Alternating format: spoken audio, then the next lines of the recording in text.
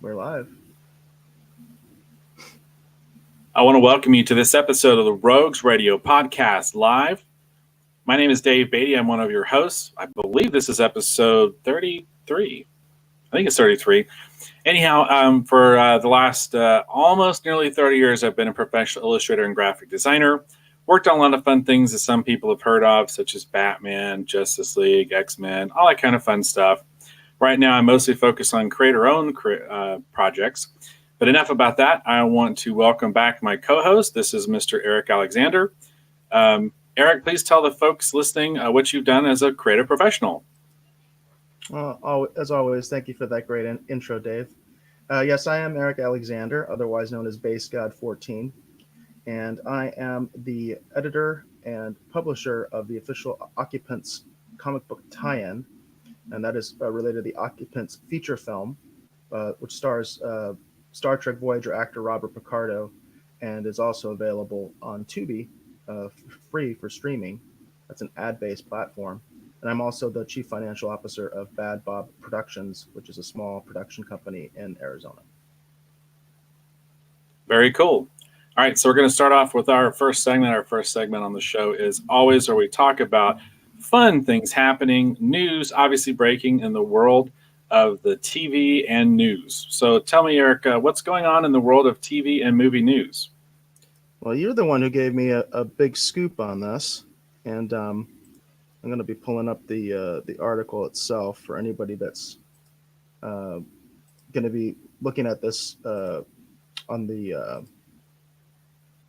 actual YouTube. Or I should have mentioned, we're actually streaming on Twitter as well this time, and this is a new thing for us. So I got the article up. This is oh, I'm sorry, that's the wrong article. Well, actually, let's go into this then. This is a Variety article, and this is actually no, that's not going to work. That's going to be related to our streaming war segment. Sorry, folks. This is the learning curve when it comes to actually doing video and bringing up articles and such. So what I wanted to talk about though was the news, the Star Wars news that you brought to my attention, the Deadline article regarding the creators. Well, I guess the TV creators of Game of Thrones, known as D&D, sometimes known as Dumb and Dumber,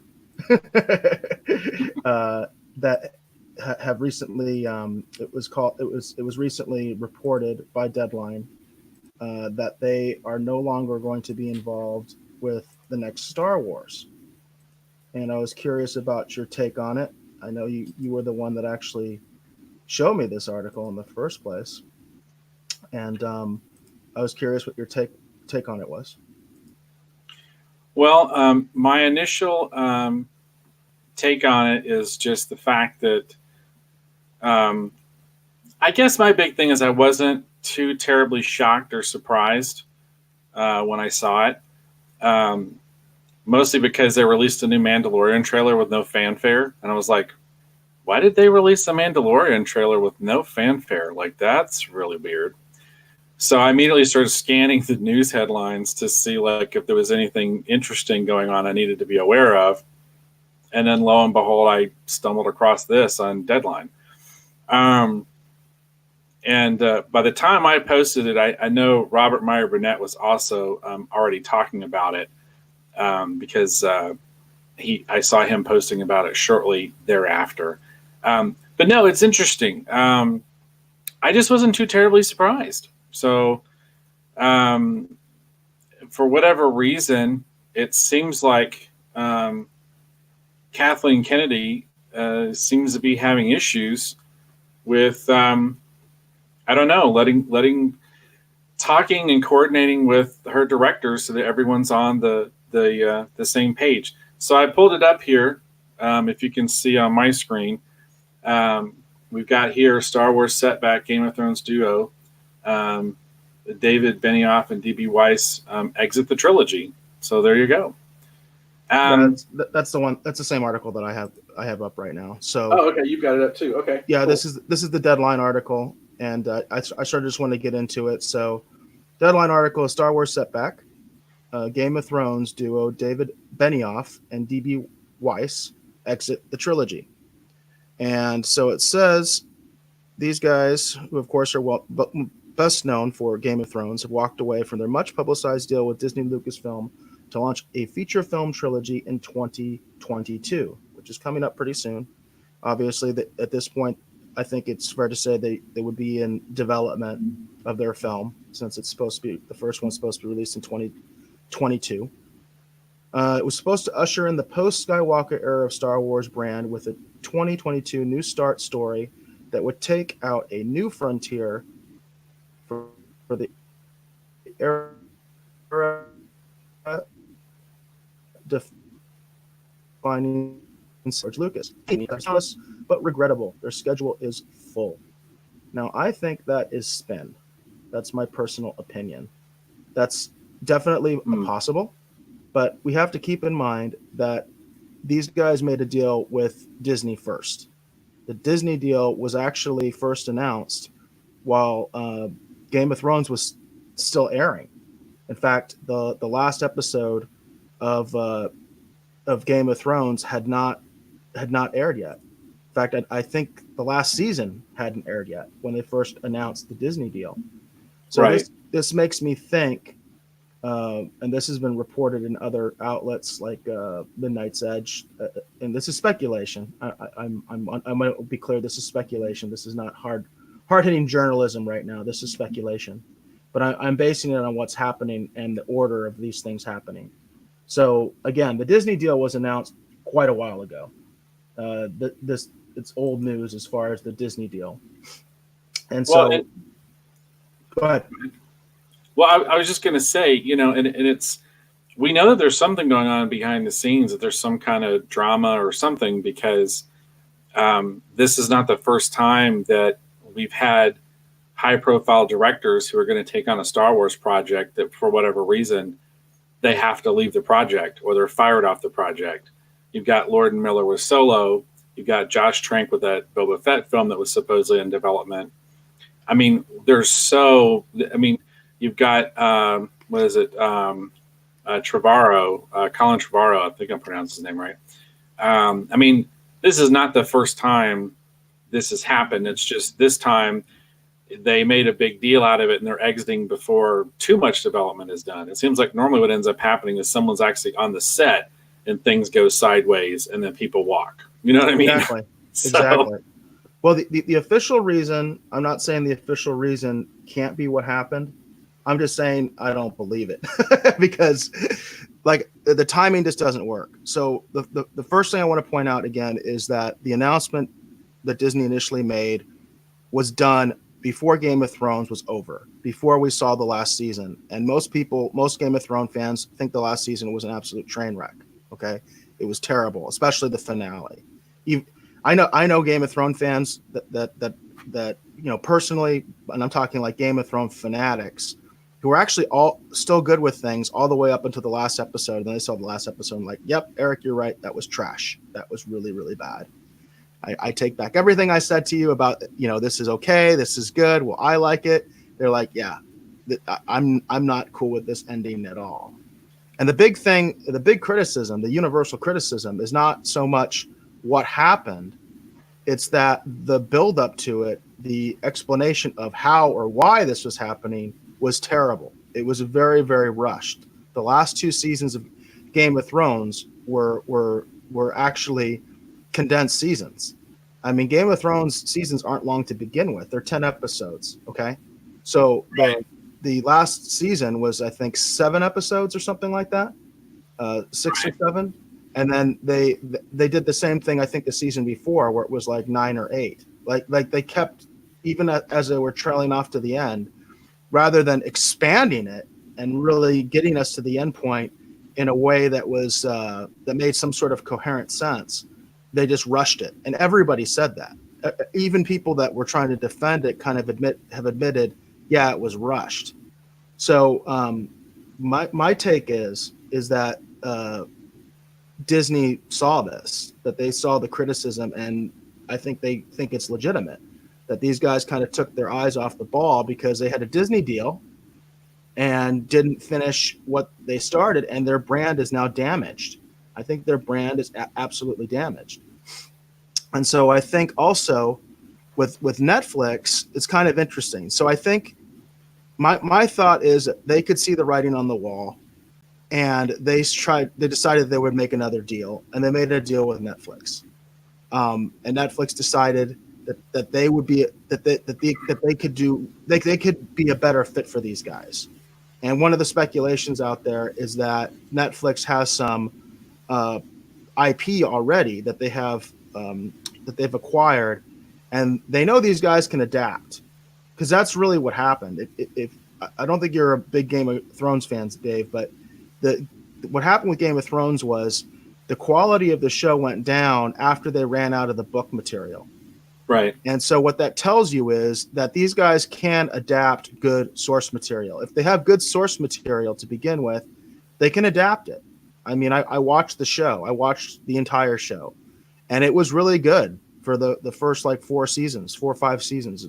It's around the fifth season where things started to kind of go haywire. And that's when they ran out of book material. And that's also when Martin stepped out, because prior to that point, Martin was writing a script on every season. He was writing at least one script every season.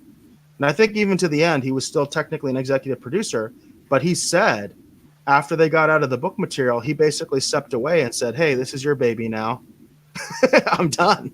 Right. Which is not good for Martin, by the way, either. I think Martin has a lot of blame in this situation as well. But the fact of the matter is, I think the last season was a train wreck. The finale was a train wreck. The reason is because they ran out of source material. These guys are not creative enough to come up with their own source material, period. And I think they're very good at adapting stuff. And so my speculation is Netflix has some stuff already that they think these guys would be good at. They thought they'd be a better fit. They knew that the writing was on the wall. And basically Disney was giving them a graceful way out and said, okay, we'll let you do the announcement with Netflix, which was only like 2 or 3 months ago. I think it was in August they made the announcement about the Netflix deal. And then they kind of let some time pass and then said, okay, you're too busy now, even though you made the deal with us first. That again is what makes this whole thing suspicious. It's like, wait a second, you guys made the deal with Disney first. So if the Netflix stuff is too much, why wouldn't you get rid of the Netflix stuff? Right? I mean, No. Yeah. I mean. Yeah. I mean. Well. I mean. I don't know. I mean, to be honest, my whole take on this entire thing is just, for whatever reason, they weren't on the same page. But it gets even a little bit further too, because I thought I haven't had a chance to watch it or read it, but I know they made some comments. They were at a film festival somewhere, and they sort of talked about the fact that they just kind of got lucky with a lot of things, and talked almost in the context of like they weren't exactly sure what they were doing. no, You know what I mean? What they were doing in Game of Thrones. That's obvious they didn't know what they were doing. I mean, like Yeah. I said, it's very obvious to anybody who's watched the show, who's a fan of the show, that the show was really strong as long as they could pick and choose from the books, and as long as the writers could pick and choose from the books. The second that they didn't have that source material anymore, that really high quality source material, it started to fall apart. Like I said, I think that's obvious to anybody's. I think that's even obvious to people who still like the show, like that liked it, to the end. I think they can still see that the quality went down. My big question is, if this official story is true, and this was simply an issue where the workload was too high, why wouldn't they be loyal to the company that gave them the deal first? Well, let me answer that pretty point blank. I don't think that's the deal at all.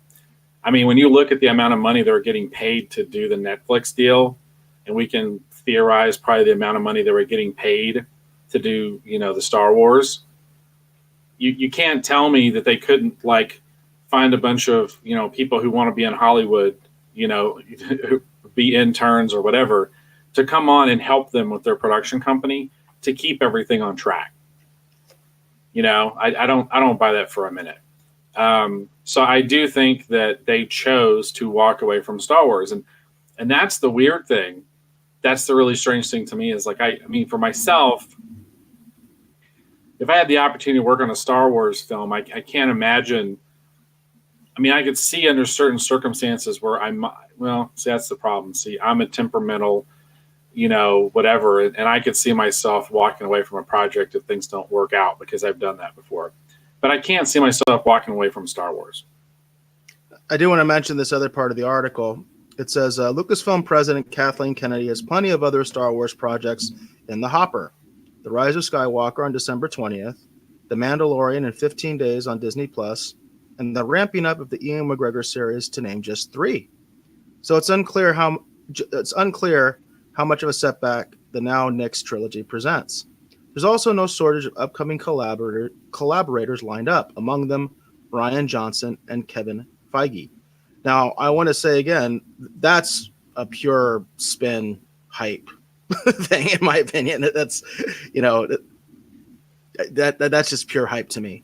You're talking about a television series, one that is coming out in 15 days, and then you're talking about a television series that you hope is going to come out someday, and then you're talking about Rian Johnson, who a lot of people said has already been fired. That's something that's been in the grapevine for a long time, that he just, for whatever reason, they're kind of just keeping him around because they want to save face. But there's all sorts of rumors that he was fired. In fact, that rumor started, I think, when D&D got hired. But the other thing, Right. the really interesting part of this, and the part I wanted to focus on, is Kevin Feige. And this is the other speculation that I have, is that Kevin Feige, his involvement is much deeper than is being let on. I think Kevin Feige, and I brought this up when we first talked about this, about Kevin Feige coming on board and how he would be able to deal with Kathleen Kennedy. And I know you took the position that you don't think it'll be a problem. Well, I do. I think that there's a situation where we've got too many cooks in the kitchen. And I think that's possibly why D&D got fired. Because I think that's what happened. So I think they were pushed out, however you want to put it. Like I said, I think they gave them plenty of time. They let them make another deal before they announced that they were leaving, and they're just so gracious about it, right? And I think it's because they kind of came to a merging of the minds when Kevin Feige was brought on board, and he said, you know what, I don't want to work with these guys. I've seen what they can do. I've seen what they're capable of. I'm not impressed. Kevin Feige has a reputation of being a very difficult person to work for if you disagree with him. And so I just want to put that out there, that I think Kevin Feige is going to become more and more the true power behind the throne. Kathleen Kennedy is much more of a figurehead type right now. And I think that's what's happening as well. I think that there's a huge power shift going on at Lucasfilm.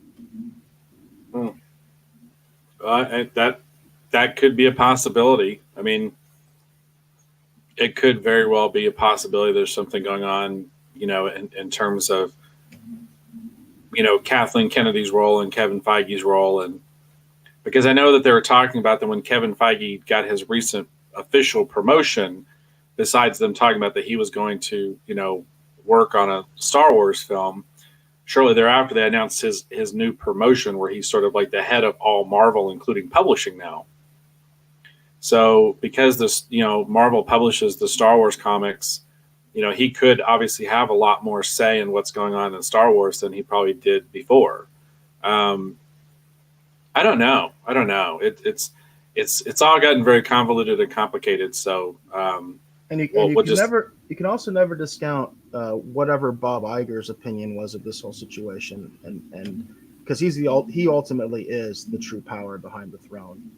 He's the head of Disney. Disney owns Lucasfilm. So any way you look at it, he's Kathleen Kennedy's boss.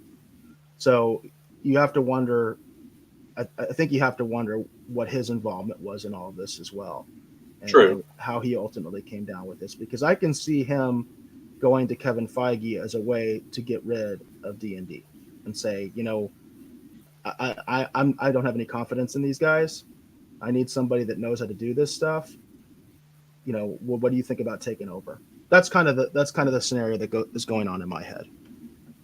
No, I could see that. So, and then so the article also did mention about the Mandalorian. So did you have a chance to watch the latest Mandalorian trailer? I did. I watched the Mandalorian trailer. I retweeted the Mandalorian trailer. Very excited about the Mandalorian. So, I, I, it's weird when they announced that Boba Fett film a while back, and there was a lot of scuttlebutt among some of the community going, "No one wants a Boba Fett film," kind of in the same ways people were saying, "No one wants a Han Solo film," which I don't know. I mean, a Han Solo film, I was not quite on board with, just because the sting of Han Solo having just recently deceased in the last movie was a little too fresh in my mind. You know what I mean? I think I needed Harrison Ford's Han Solo to be gone a little bit longer before we did a Solo movie. But when they talked about doing a Boba Fett film, I was like, well, I'm all on board with that. That would be cool, depending upon how they do it. So watching the Mandalorian trailer, I was just having a lot of fun with it, because to me it looks like a really fun Boba Fett, TV series. It's like, yeah, let's do it. I think it looks a lot of fun. So, Well, the interesting thing to me is you kind of hit the nail on the head of what my biggest concern is with this, and it's really my corporate concern with Disney. I'll call it Disney Wars. With Disney Wars, my biggest concern is why are they not using the original characters in a respectful way? And I'll go back to Solo. There was no reason to recast Han Solo. There was the Solo movie was a movie that nobody wanted. Even people who liked it, they didn't ask for it. Nobody wanted that film. Nobody wanted to see Han Solo recast. Star Wars is a huge, huge, huge universe. And so there's all sorts of characters that we haven't seen that we could see more of. And Boba Fett's a great example of that.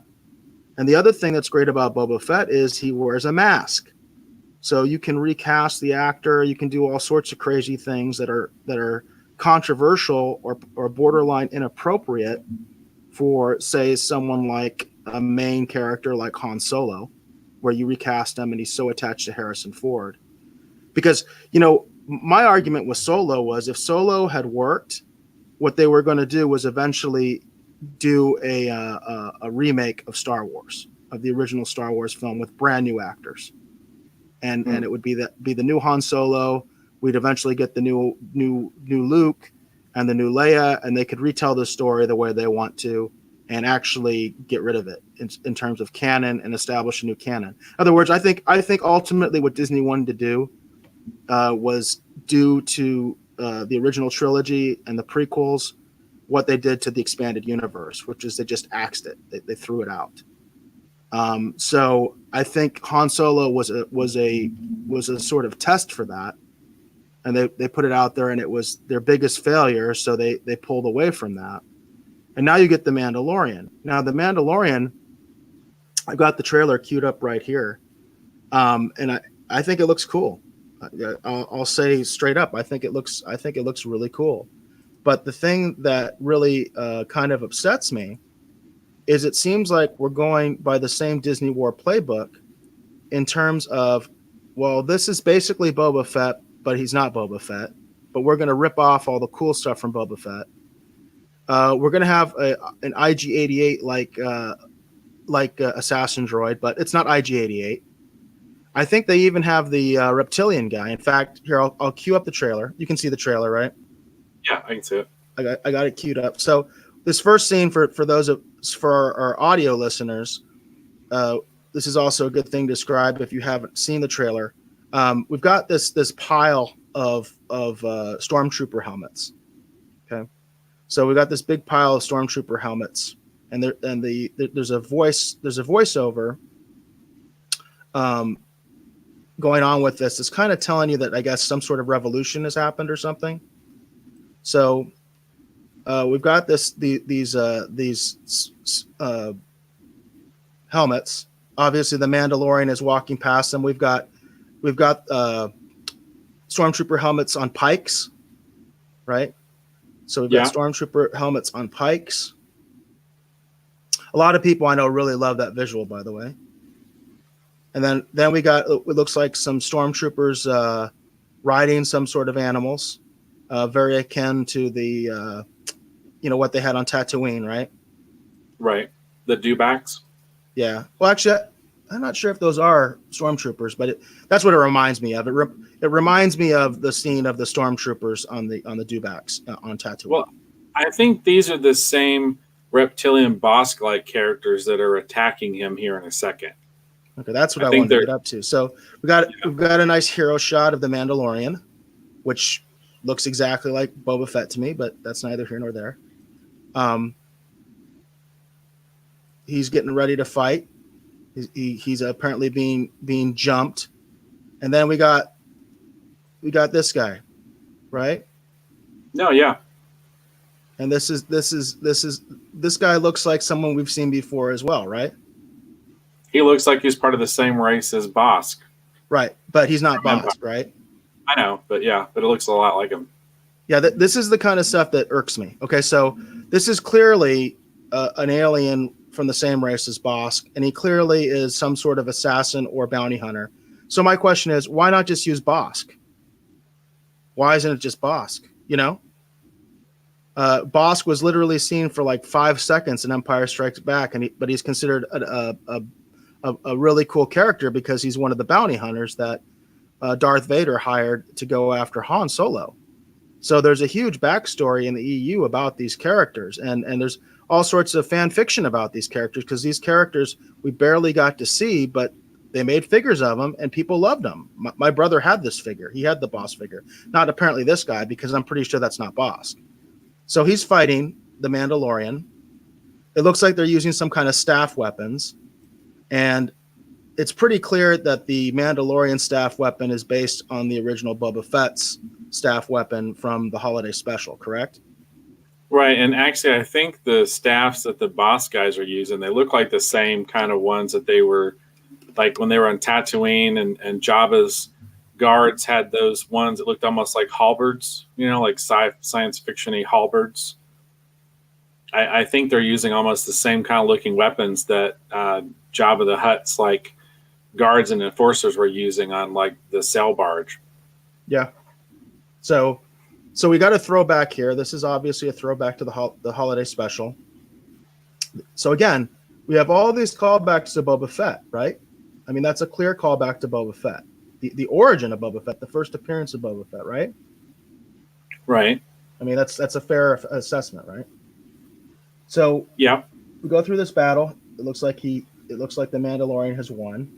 I assume the Mandalorian is going to mostly win in his own show. So that's fair. Now we have this. And this is another thing this is the kind of stuff that just, it rubs me the wrong way, because obviously this is a fan service moment, but it's the idea that the Mandalorian is putting people in carbonite. Now, if you recall, in Empire Strikes Back, the whole idea of freezing somebody in carbonite was a brand new idea. Now, this is something that you may know better than me, Dave, because this will help me with processing this. What is the timeline of the Mandalorian? When is it supposed to be occurring in terms of the trilogies? It's supposed to be, my understanding is this happens after Return of the Jedi. Okay. If it's after Return of the Jedi, of course, one of the things I'm asking is, well, we'll get to that scene later. Dead stormtroopers make sense after Return of the Jedi, right? I mean, we had the whole thing with the Ewoks with the helmets as drums, right, and stuff like that, right? That image makes sense after Return of the Jedi. Makes complete and total sense. And it does. And I will say this, okay? Because I didn't know exactly what the timeline was. But I do know that Boba Fett putting Han in carbonite was a big deal. They were afraid Han was going to die when they did that, because it was something that had never been done before. They had never frozen somebody in carbonite to store him. Right. And the whole reason that they were doing this was not for Han. Han was the guinea pig for Luke. Remember? That was the whole right. It was like a one-time deal. So I just think it's odd. And if this was Boba Fett, you see what I'm saying here? If this was Boba Fett, this can make sense, because we know Boba Fett knew about this little trick. He used it. Can I hit you with my theory? Go ahead. And this is probably totally wrong, but I actually have in the back of my head, I have a feeling that because we haven't seen the Mandalorian with his helmet off yet, I have a weird feeling that it might even be possible that when the Mandalorian takes his helmet off, it turns out the Mandalorian is Boba Fett. Well, He's in new armor because his other armor was destroyed because he was in the Sarlacc pit, and he's running around collecting bounties and paying people back for something that happened right after he got out of the Sarlacc pit. I feel like some people took advantage, and so while he's out collecting bounties, I think he's out settling scores. Now that's just my theory, probably totally wrong, but that I think the Mandalorian actually is Boba Fett. that is a great theory that would be supported by all the things I'm pointing out. It would make total sense, and because it would make total sense, I'm going to say it's not. That's not the way it's going to go down. I'm just going to say it straight up. I'm using the argument that because your argument is actually so valid and makes so much sense, that's not what they're going to do. Because these are the things I'm pointing out. Like what you're saying explains everything I'm pointing out, and it completely makes sense. It's totally logical. It would fit. It would make the show so much better to have that revelation at the end that this is Boba Fett. You know what I mean? Right. Because then it makes sense. Right now, it doesn't make any sense. And I will say, regardless of whether he's Boba Fett or not, we still have the issues with I'm always screwing up the reptile's name, the Bosk, right? The Bosk type aliens. Because again, it's like, to me, if it's not Bosk, which I haven't had that confirmed, that it's not Bosk, but I just feel like it's not Bosk based on everything else. If it is Bosk and it turns out the Mandalorian is Boba Fett, that's awesome. I'll put that right out there. That's awesome.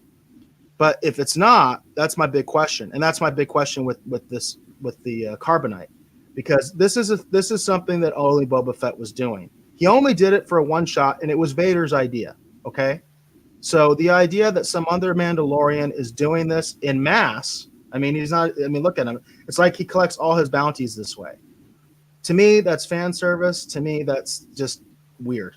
And that this is the Disney type Wars type stuff that I don't like, because it's fan service to me is when you do a throwback that has no context to it. If you're right and the Mandalorian is Boba Fett, the context is clear. Then it makes a lot of sense. If I'm right and the Mandalorian is a quote unquote new character, and I say that quote unquote, just like Jakku quote unquote is a new planet quote unquote, then it's just a rip off and it's fan service. See what I'm saying? That's kind of where our little divide is right now. So we've got the carbonite, multiple people in carbonite. Lucasfilm logo comes up. Now we've got a ship, which I assume, I don't know if you've heard anything. Is this the Mandalorian ship? I think so. I mean, I haven't had that confirmed, but the way that they're featuring it, I'm figuring it's the Mandalorian ship. And it's a little weird looking to me, at least from this angle. This is from the front, so it looks like it's got it's kind of got like a little bit of a I guess a T shape, where it's got two engines on the top. And I have a feeling that have you ever seen the Roger Corman film Battle Beyond the Stars? I don't think so. No, I've heard of it. I've heard of it, but I don't think it's. I think this ship is inspired by Nell from Battle Beyond the Stars, because Battle Beyond the Stars is basically a science fiction, Magnificent Seven Samurai kind of idea. Okay. You know what I mean? And it's very much because if I remember correctly, Seven Samurai inspired Magnificent Seven, and Magnificent Seven and Star Wars essentially went on to inspire Battle Beyond the Stars. So I have a feeling that this is a callback to Nell from Battle Beyond the Stars. Cool. Yeah, I'm not familiar with that one, but just to describe this to our listeners, if anybody's listening to the show. So it's got like two engines on the top that look kind of like standard jet engines. And then it looks like it's got kind of small wings on the side. And then there's some sort of structure in the middle. that you assume is where the cockpit bridge, that kind of stuff, is the storage area. I think we get another angle of this in the trailer. So go forward. Now we're on a wooded planet with this ship. We get to see the back of the ship, which pretty much looks like the front of the ship, quite honestly. Over a wooded area, and then we get to see another view of the ship, which now we can see that clearly it does have a fairly large cargo area, and then we assume the bridge is in the front somewhere. We can see the one of the prisoners in carbonite. Actually, we can see four of them, right, that are outside of the ship. Right. So we got four prisoners in carbonite that are being unloaded from the ship. I guess what you would call the cargo passenger section of the ship does kind of remind me of Boba Fett's ship. The top of it does not, but this part does. This part does remind me of Boba Fett's ship. And certainly the landing pad is another sort of callback to Empire, because if you remember, the Boba Fett ship had a ramp like this, and that's how they unload the carbonite. So again, this is another callback for sure of Boba Fett. So they're unloading it. We get to see another ship next to the Mandalorian ship, which that ship kind of reminds me of the ships in the U-Wing in Rogue One. Does that remind you of that at all? Yeah, a little bit. I like it. It looks cool. Yeah, I like the U-Wing. I thought the U-Wing was pretty cool, and that reminds me of the U-Wing. Now, before you move forward, I want you to look at that ship sitting over there and see how it's got those two pieces kind of jutting forward, and you got the cockpit in the middle. Yeah. If you can envision two pointy sort of rocket-shaped things coming off the ends of those, and you look at the way that landing gear is down, that I think that's also a bit of a callback to the starfighters from Buck Rogers in the 25th century. Oh, I can see that. I can definitely see that with the cockpit. I can even see that with the little symbol there on the cockpit. If you just have the triangular laser blaster things on the front, they had like the Gatling gun kind of looking laser stuff embedded in them. You stick those on the ends of those two parts that are jutting out, and it's very reminiscent of that. And that's a Ralph McQuarrie design. So, which is why I think that because I think that's an intentional callback. And now from Battle Beyond the Stars is actually a James Cameron design. That's why I think this other ship is a callback to Nell, especially even from this view. I really think that that's a loving salute to Nell from Battle Beyond the Stars. That's it. Do you know if Favre is a fan of either of those, Buck Rogers or I Battle think Beyond the Stars? I think most of us that grew up with the genre entertainment and if you look at all the things that Star Wars inspired and spawned, that as a diehard fan, wouldn't it be fun to not just have fan service and callbacks to Star Wars, but why don't we actually look at all the other things that came from Star Wars, and let's call back to those too while we're at it. Yeah. Because I'll be honest with you, when I look at a lot of the design work in The Mandalorian, part of the thing that has me excited is I'm seeing callbacks to things that Star Wars inspired, kind of coming back to Star Wars in a weird way. And when you consider a lot of the people that designed that stuff either also worked on Star Wars in the case of Ralph McQuarrie, or were inspired by Star Wars, like James Cameron and his work on Battle Beyond the Stars, I think it's really kind of neat. Yeah, it is. And like I said, that's a really good eye on your part. Obviously, you're a professional artist for a reason. And because it's funny, you said, saying that other ship, the one that I said looked like the U-Wing, that because it does have a symbol that looks exactly like the United Earth symbol from Buck Rogers. It's blue. It's got that kind of same shape, that same basic shape. So that's pretty interesting. And this is actually a really neat shot, by the way. I will say that this is a neat shot with it. You can see the two ships, the Mandalorians walking through a big archway, obviously into this city. That does remind me very much of Mos Eisley. You know what I mean? I mean, it does. Oh yeah, for sure. It totally reminds me of Tatooine, Mos Eisley. Although he was flying over a wooded area, so I think this might be a planet that has more than one ecosystem. What a shock! I mean, we might actually have a planet with more than one ecosystem. All right, so Mandalorian's walking into town. He comes into a very obviously a throwback to a bar scene, a bunch of aliens, right? We go back to that because it fades out pretty quick. I have to be quick with the button here to kind of describe to anybody who's listening. But we can even see it looks like a Greedo type alien here. You know, Mhm. lots of aliens, humans too, but this is clearly a callback to the bar scene in the original Star Wars. But what's interesting about this one too, in my opinion, is we've had them try to do versions of that scene in a lot of the other Star Wars movies and the different stuff that they've done. But this is the first thing that really does remind me of the cantina. This is a seedy place. You know what I Yeah, mean? This is on the, it, this is on the far end of space, and I like the fact that it's very reminiscent of that, because in the prequels when we got it, they were basically in a bar on Coruscant, and it was Blade Runner. It was very different. You know, it was like that, but not. yeah, And then when they did it again, or did a version of that in Force Awakens, it just wasn't the same thing. You know what I mean? It felt a little bit too, in my mind, like a contemporary place you could go in today, just with aliens hanging out. You know, this is very reminiscent of the cantina, and because that's what I'm saying. When I'm looking at this, I see that Favreau and the art directors and the people working on the Mandalorian, I see a lot of love for the very first Star Wars movie, and I see a lot of love for the things that came from that first Star Wars movie. And that's part of the thing that has me so excited, is like, I think this is going to be more in that tenor and a lot more inspired by that than a lot of the other stuff that we've gotten since, where they look at the surface, you know. But this is not just surface. I feel like this has got like the right feel. You know what I mean? Just the right.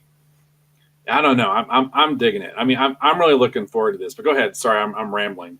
no, you're making a good point, and I just want to point out, one of the cool things about being on a show where you have two different hosts is we're not always going to agree on everything. But one of the reasons that you and I have a different perspective is because you have a completely different prediction of who this character is and what's going on than what I do. So we'll see, right? We'll see who's right and who's wrong, Right. because context matters. And when you talk about, like in The Force Awakens, they're all, it's nothing but throwbacks to Star Wars. To me, The Force Awakens was the remake of Star Wars. That's why I was really upset about what they were doing with Solo and recasting principal characters. That's why I was really like, why do you need to do this? Unless you're just trying to get rid of the Right. old canon, which I think that's what they wanted to do. I think they wanted to get rid of the old canon. They wanted to sweep away everything Lucas did. I don't think Favre is necessarily doing that, but he is part of Disney Wars. So it becomes a question is like, yes, this is obviously there's two ways to view this. You can view this as fan service, or you can view it as something that makes sense to the story. And we won't know until we watch it, but obviously this is a callback to the original Star Wars. Context is everything. If this is Boba Fett, the Mandalorian is Boba Fett, then of course this makes a lot more sense, because it makes sense that's the kind of places he hung out at. That's who he is, Right. So we'll see. So, but clearly that's what this is. It's clearly a throwback to the original Star Wars. So we go past that scene. We've got an alien here that I don't recognize. Do you recognize this alien? No. Okay, he's kind of got almost like an elephant-like look, like a very small Yes. trunk. Yeah. I was gonna say it looks kind of like the Elephant Man. Yeah, but not with like a full trunk, like a smaller trunk. It looks like not an alien that I'm familiar with. Get past him.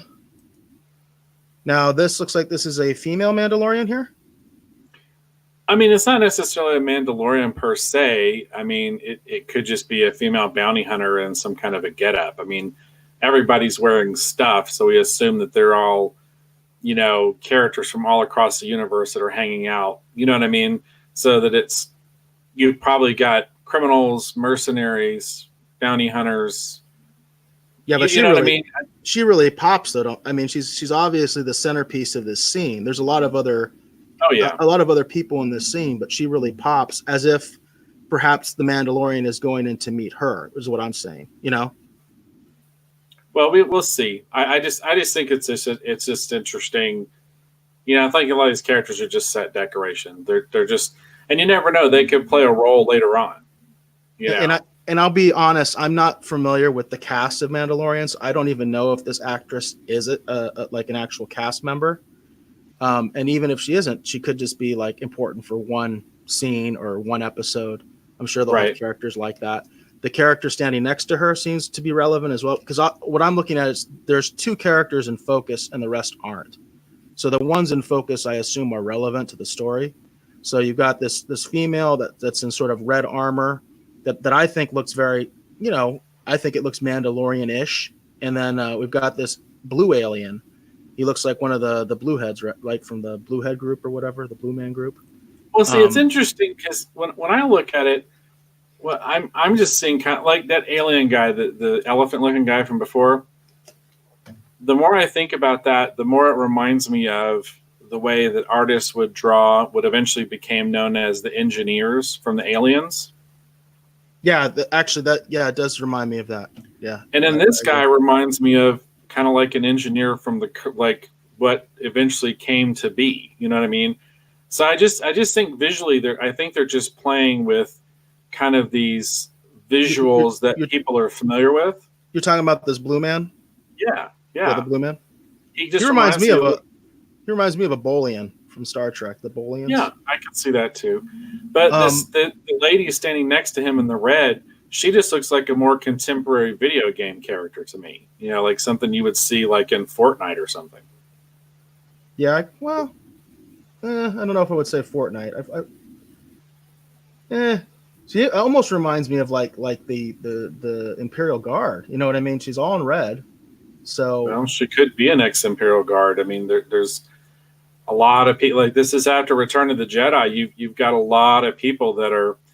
I mean, because you never know. The Mandalorian could literally be hunting down ex-Imperial people for the rebels, almost in the same way that we had investigators and people looking to find Nazi war criminals to bring them to justice and have them go on trial.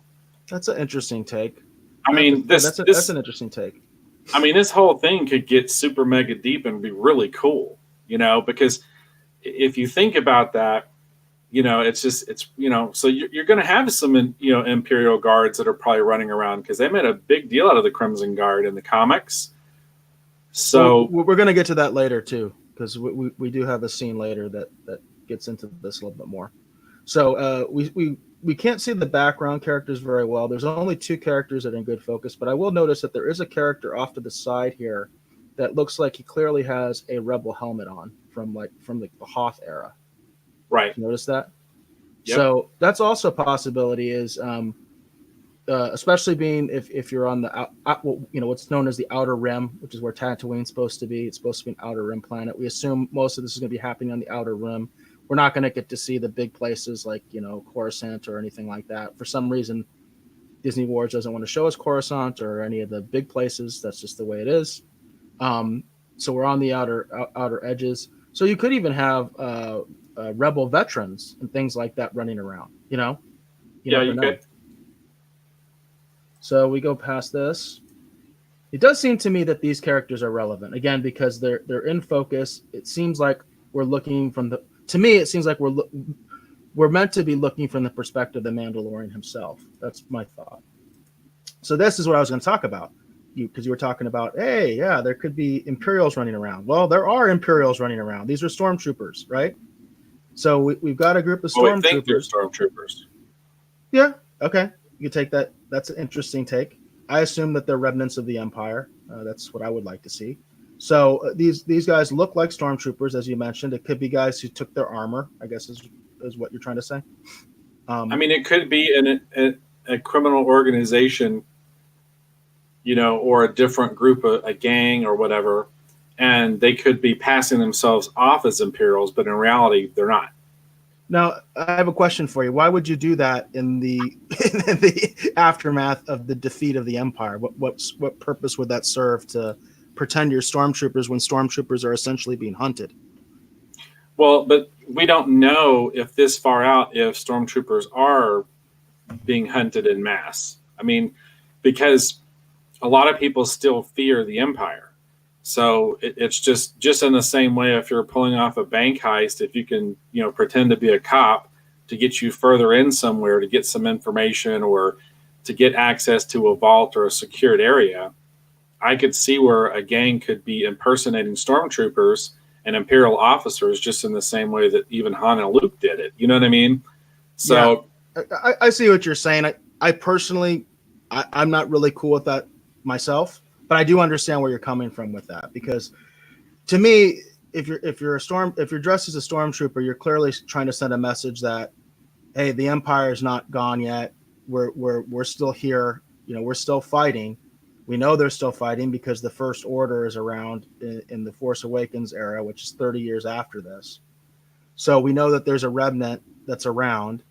That's going to be clear no matter what. Whether they show the remnant or not, we don't know. Like you said, these could be guys impersonating it. I just think it'd be kind of weird. To me, it would be weird because I'm like, why would you impersonate defeated soldiers? That to me doesn't make a lot of sense. But I do think that like in the expanded universe, they had the idea that there were whole planets that were still, they still had Imperial governors or Moffs, that were still in charge, and the New Republic was having to deal with these holdouts, and I can see that. That's what I want to see. I want to see the Imperial holdouts. That's what I want to see. So because it's a series, I hope we see both. Yeah, we'll see. I'm just saying I could see the validity in a group of dudes trying to pull off some kind of something, and they're pretending to be Imperial soldiers, but in reality, maybe they're not. Yeah. It's easier to get away with it when the Empire doesn't exist, but people are still afraid when they see a stormtrooper, versus while the Empire still exists. Well, clearly also we can see that the Mandalorian is coming in on these guys. So we can see the silhouette of the Mandalorian here in the wider shot. The stormtroopers are reacting to him. It looks like they're maybe stockpiling weapons. Like this is a stockpile of weapons or something, which would make a lot of sense for the remnants of the Empire, that they would be trying to maybe smuggle weapons. They're trying to either come back or hold on to what they have. That's what it looks like to me. And my thought is that the Mandalorian is coming in here to wipe these guys out. So could be, like you said, a criminal organization. My assumption would be that this is a remnant, and these guys are trying to secure weapons, and the Mandalorian's been sent maybe to take them out. So then we have the guy that was doing the voiceover. We don't have any of the voice here, but as I recall from what I remember, he's talking about the revolution. This character here is talking about. This is an older gentleman. He's got some sort of decoration on around his neck that kind of resembles almost like the Medal of Honor type of thing. Right. He looks somewhat regal, like he might have some sort of a cape. So he's apparently someone of significance. He could be the Imperial governor. Maybe this is one of the Imperial holdout places, and he could be the Imperial governor. Who knows? Because he's specifically in the audio, he's talking about the revolution, and we don't know what context he's talking about. Like, is he talking about the downfall of the Mandalorians? Is he talking about the Galactic Civil War? We're not really sure what the context is that he's talking about, right? So, I have a feeling he is talking about what happened to the Mandalorians, because I have a feeling. I have a very strong feeling that this guy is the Imperial governor or some kind of official. The Mandalorian's there to get him, and he's trying to appeal to the Mandalorian by going, look, I understand what happened to your people because it's happening to my people right now. And I do think the Mandalorian is basically being paid to run around and hunt Imperial officials down. Kind of like what happened, in the wake of World War II. I really think that's going to be a large context of what this is about. Well, I think that's what makes sense to me. To me, it would be open season on Imperials. It would be like everybody would be trying to get a piece, before they're all gone, that kind of thing. That's the context that I think of it as. And so, yeah, I do think that this guy absolutely could be an Imperial governor. But I do think, and I do lean more towards what you're saying, that he's talking about the Mandalorian, the downfall of the Mandalorians themselves. But we won't know until we see it for sure. But I agree with you. I think that's what he's talking about. Whether he's the governor or not, we don't know. He may be a Mandalorian himself. Who knows? So we'll find that out later. But I think the theory that this is actually some sort of imperial official does make a lot of sense. He's got regalia that says that he's important, but nothing that specifically says empire. You know what I mean? I don't see, like, he's got some like buckles and things like that, and I don't see a specific imperial symbol on him. Right. It's very Roman in a sense. It has that Roman governor kind of. There's something about the way that he's attired and everything. That's what it reminds me of. It's like something you would have seen. You know what I mean? Yeah. So we go on this. Now we see the Mandalorian is actually fighting stormtroopers, and we can see that these are indeed guys dressed in stormtrooper armor. And yes, I'm going to assume they're stormtroopers that he's fighting. He's taking them out pretty good. You know, the obviously, you know, the stormtroopers are just going to be fodder for this guy. So he's taking them out pretty decisively, very lopsided. This is all coming out November 12th, by the way. That's part of the trailer here. Now we see this child. Again, we see red. We see the color red. This child sort of reaching up. I don't know if she's reaching up. Looks like a girl reaching up. I don't know if she is reaching up to the Mandalorian. I don't know if this is going to be sort of a Logan thing. You know, if this is going to be a major character, like he has to protect this girl or something like that, or if this is just a random girl reaching out to him, or maybe it's a different character. We're meant to think she's reaching out to the Mandalorian, I think. I mean, that's what the trailer is directing us towards. Whether that's the case, who knows? But this character also has some sort of chest plate that I can't identify any real symbols on. But the character does have a chest plate and a hood, a red hood, and obviously some sort of red robes. Could be a, you know, who knows? You know, who knows who this could be? So I don't know if this character is going to be relevant. Do you know, are there any cast members that are children for this film? I mean, for this TV show? I be honest with you, I've seen the trailers. I'm familiar with the show, you know, from a distance, but I haven't been scouring the internet looking for details, mostly because I'm just hoping it's going to be good, and I want to be a little surprised. So, right on. Yeah. Well, this is just speculation. We don't have any spoilers. I have no. Yeah, I'm not sure. I mean, I mean, the things I'm seeing that I think are influencing this, I'm seeing things like Lone Wolf and Cub. I'm seeing westerns. I'm seeing, you know what I mean? Like I see so many things potentially influencing this. This child could be from literally a Lone Wolf and Cub episode, where he ends up finding this kid and the family gets killed or something, and he's running around with the kid just trying to get it back home. You know, he's got a mission to accomplish, and yet here's this extra burden that's put on him for 1 or 2 episodes, you know? But I just, well, yeah, I'm not sure if it's terribly significant per se, but it could play a major role. Kind of like that character you pointed out in the cantina. It could be an important character for a couple of episodes. Right. Yeah, I think that too. Like, you could have that situation where you have a character that's only relevant for an episode or two, and their arc kind of goes away quickly. You never know. We don't know what the style of this show is going to be. So the next thing we see is something look like something blowing up in the city. It looks like we have a bombing. Let's try to see if we can look at this ship a little bit better. So the ship is really hard to see. It goes by really fast. Does that ship look like anything we've seen before? I don't think so.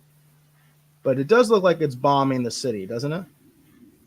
Yes. So we have this ship that doesn't look Imperial. It doesn't look...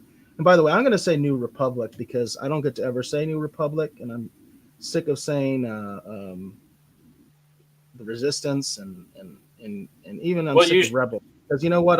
The whole point of Return of the Jedi was that we're supposed to get the New Republic. So I'm hoping the New Republic exists in some form by this time. And so this particular ship, I don't know what it is. It could be New Republic. You know, you never know. It could be another faction. It could be some sort of new Imperial design. Could be the beginnings of the First Order, for all we know. You know what I mean? But right. We've got something here that's bombing. Now, if we're going with the assumption that this city was still under some kind of imperial control, that would imply we have a new faction, or this is a new republic, you know. So that's a Right. possibility. The new republic could be coming after these guys, even though the Mandalorian's there, which could say, here's a theory for you. The one idea is ultimately bounty hunters are supposed to be working for somebody because they do what they do to be paid. That's what the bounty is, right? Right. And it would make a lot of sense that the New Republic might hire bounty hunters to go after Imperial war criminals. I think that's an interesting idea. But at the same time, there might be other people that are upset with the Empire. There certainly would be, right? Besides the rebellion, there's all Oh sorts of yeah. other factions around. So he may be Well, hired by somebody else. In other words, you have a situation where you have rival groups that seemingly have the same goals, but they actually don't like each other and they're not involved with each other. So we don't know if this, like, again, this ship doesn't look like anything I've seen before. So this could be representing a new faction, a new important faction. Like I said, it could be the New Republic, one of their new ships or something like that. We haven't seen any New Republic ships. JJ made sure we saw no New Republic ships in The Force Awakens. So we don't know what this is. But I do think it's possible that even if here's one for you. I mean, what if the Mandalorian is actually being hired by other remnants of the Empire that are taking out guys that they don't like because they're consolidating power? well, see, I was going to say it could be, for example, going back to criminal organizations. You could be looking at the Hutts, for example. They could be basically taking back something that they had to kind of be okay with when the Empire took control. Yeah, now that the Empire is, I personally think the Hutts should be devastated at this point. But you never know. You never know. I mean, there's more than one Hutt, but the main Hutt is dead, and the vast majority of his best people were dead. So right, but I'm not saying the Hutts specifically. I'm just saying those groups that used to have control of some of these worlds, which could be like, literally like criminal organizations, maybe the ruling class that existed before, yeah, they could be using this opportunity because there's going to be chaos in the wake of the events of Return of the Jedi. Before the new republic is even totally established, they could be going, okay, here's our chance. We're going to take our planet back and we're going to get these, you know what I mean? the Mandalorians themselves Exactly. reorganized as a group. Yeah, absolutely. There are many other planets, many other factions. All these Imperial planets used to have their own governments and stuff like that. So yeah, it could be anybody. So now we got more people in red. So obviously the red is significant on this planet. You see the battle droids in the background? I just saw them, and that's funny because I never noticed this before. So we clearly have the prequel era battle droids here, which is really nice. It's nice to see. That's nice. I personally like that because it was very conspicuous that JJ was using no prequel stuff. The only reference to the prequels was a offhand remark about cloning. And then that's one of the things I liked about Rogue One is I felt Rogue One fit very well between Revenge of the Sith and the original Star Wars because it had so many callbacks to the prequels. They were subtle. They were mostly Easter eggs, but they were there. And so it's nice to see these guys are not, prequel haters like JJ is. Because these are clearly, if not the actual, Trade Federation droids, clearly inspired by the Trade Federation droids. So yeah, I didn't notice this before the first time I saw it. Nor did I really take note of this family. Obviously, this is a family. They're in the red. And I'm trying to think, besides the Imperial Guard, do we know of any other races or any other factions where red is really relevant? I mean, Nothing almost comes to mind. They almost have sort of a mystic kind of look to them, don't you think? Almost like something Force related, to me. So, but yeah, I've never seen specifically red, but obviously they represent some race, some faction because they're all dressed the same way, Right. Very clearly it's supposed to be indicative of their culture. I would be interested to know if they're related to the warrior woman we saw earlier, if she's also part of this, because of the red. It's So possible. that would be interesting, because perhaps the Mandalorian met this person and the female warrior and knew her, and maybe she's the one that's telling him, you got to help this family out, you got to help this kid out, they're important. So Right. and I don't know, I'm trying to think, because I didn't really watch enough of the Clone Wars or even Rebels, but I know they both featured Mandalorians, and I'm trying to think, did the Mandalorians ever, like the civilians, did they wear red or anything like that? I don't remember that specifically. But I mean, most of the Clone Wars stuff I watched, it was like an episode here or there, or several episodes in sequence. I didn't see a lot of the pre-Vizsla Mandalorian stuff specifically, but I wouldn't be surprised if this And the show. stuff that I saw, they were all. Go ahead. Right. But all I was going to say is just I mean, I could see where I could, because Jon Favreau, if I remember correctly, was the voice of Pre Vizsla, like one of the key Mandalorians. And then I know Dave Filoni is playing a fairly large role in helping with the Mandalorian, and of course, he's the one that fleshed a lot of that stuff out, with George Lucas. So I just have a feeling like this Mandalorian is going to be what a lot of us diehard fans have been waiting for. So, just saying that right I'm now. going to throw a theory out here too, based on these battle droids and the ship we saw before.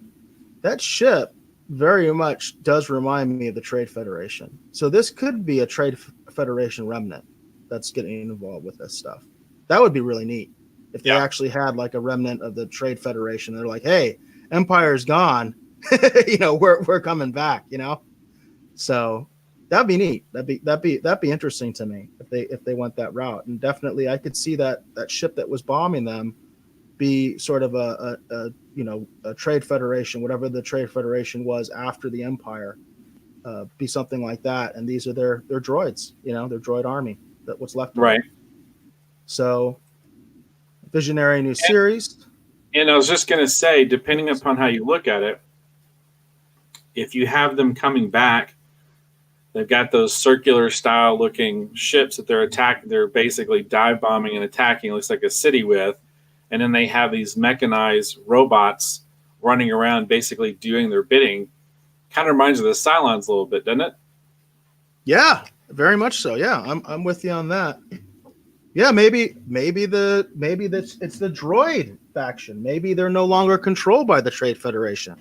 That would be consistent with an IG-88 type droid that we're going to see later, right? So, the backstory of IG-88, at least the old backstory, was that IG-88 was basically an assassin droid that killed his creators, and he basically went rogue. He decided to do his own thing. So that would be a neat callback to the EU, to the expanded universe, if they went that route and actually showed a droid faction. A faction of droids that are just out there killing everybody. But also, too, an interesting way to call back to something that, again, was inspired and created in the wake of Star Wars, too.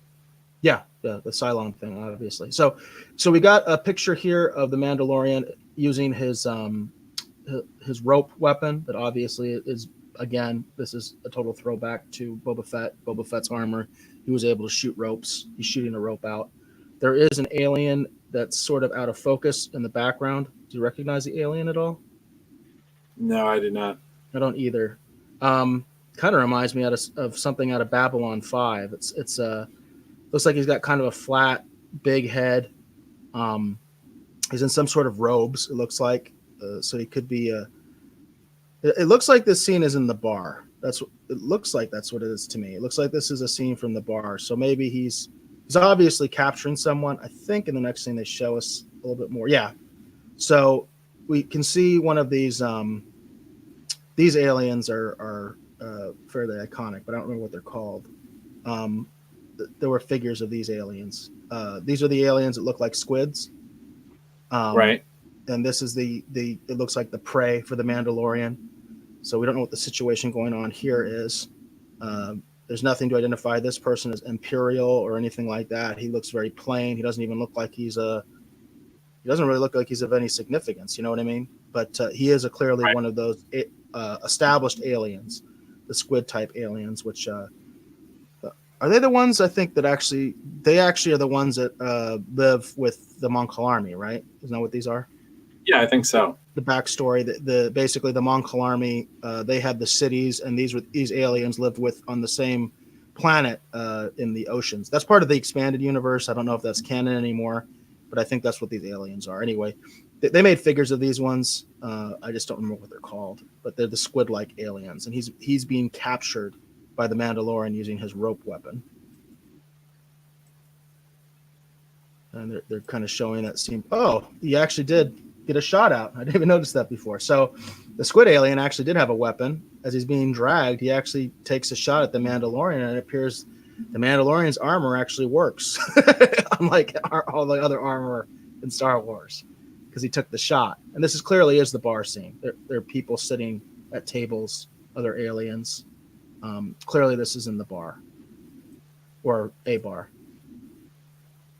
I will go back that it looks like the Mandalorian likes to shoot from the hip, so there's definitely some Western influence in this with the bounty hunter, all that kind of stuff. The Western influence is very heavy. You can see that because, it looks like the Mandalorian likes to shoot from the hip. We got one of these things that I think this is the same. Isn't this one of the animals from the arena in Attack of the Clones? I don't think so. I mean, it Pretty could close. be an offshoot. I mean, it's a little similar, but I don't think it actually is. It was very similar to me, so I could see this as being another throwback to that. Which again, I'm actually okay with that, just because the prequels got so much shade in the new trilogy movies. I mean, they're basically not referenced at all. Nothing's utilized at all from the prequels and Ryan Johnson or J.J. Abrams stuff. But if this is one of those beasts from Attack of the Clones, I'm totally cool with it. If it's not, I can see it as being a total throwback to it, something kind of an homage to that. The horn is very similar to the beast in Attack of the Clones. Right. The skin's a little different. So then we got the Mandalorian again. Now he looks like he's using his rope weapon, and it almost looks like he's being dragged into a pit, almost like the Sarlacc pit, actually. So this is a cavern or something. It looks like maybe he's being hit by a rock, or maybe he's using the rock as leverage as he's trying to pull someone out of the chasm. So I think he's got that rope creature. He's attached to the beast. Yeah. So he's attached to the beast. He's being drugged by the beast, which again, this is very much a callback to This is totally a callback to Attack of the Clones. He's got the beast, by the horn with his rope weapon, and it looks like he's being dragged possibly into a cave or cavern or something like that. Sometimes it's hard to tell with these things. Now we have the Mandalorian, and it looks like, I'm guessing this is his sidekick, and he's one of those Bespin aliens, one of the kind of, sometimes they call them like the pig people or whatever from right. The engineers on the Cloud City. Right. Is that what this guy is? Yeah, I think it is, and then also too, this could be again more explanation as for why the Mandalorian knows or would think to use, carbonite as a way to transport dangerous bounties, because those are the same people. If this guy actually is one of the one of the engineers from Cloud City, who actually was one of the first ones to do carbonite, I mean, and it could even be he could be talking to her like, I don't know how we're going to transport those guys. They're too dangerous. He's like, I've got an idea, and then they show this thing where they freeze them in carbonite. So right, yeah. So he literally could be from the Empire. From Empire Strikes Back. We don't know, but that is interesting speculation. It would explain how he got the carbonite trick. So but clearly this guy looks like one of those guys. He looks like one of the aliens.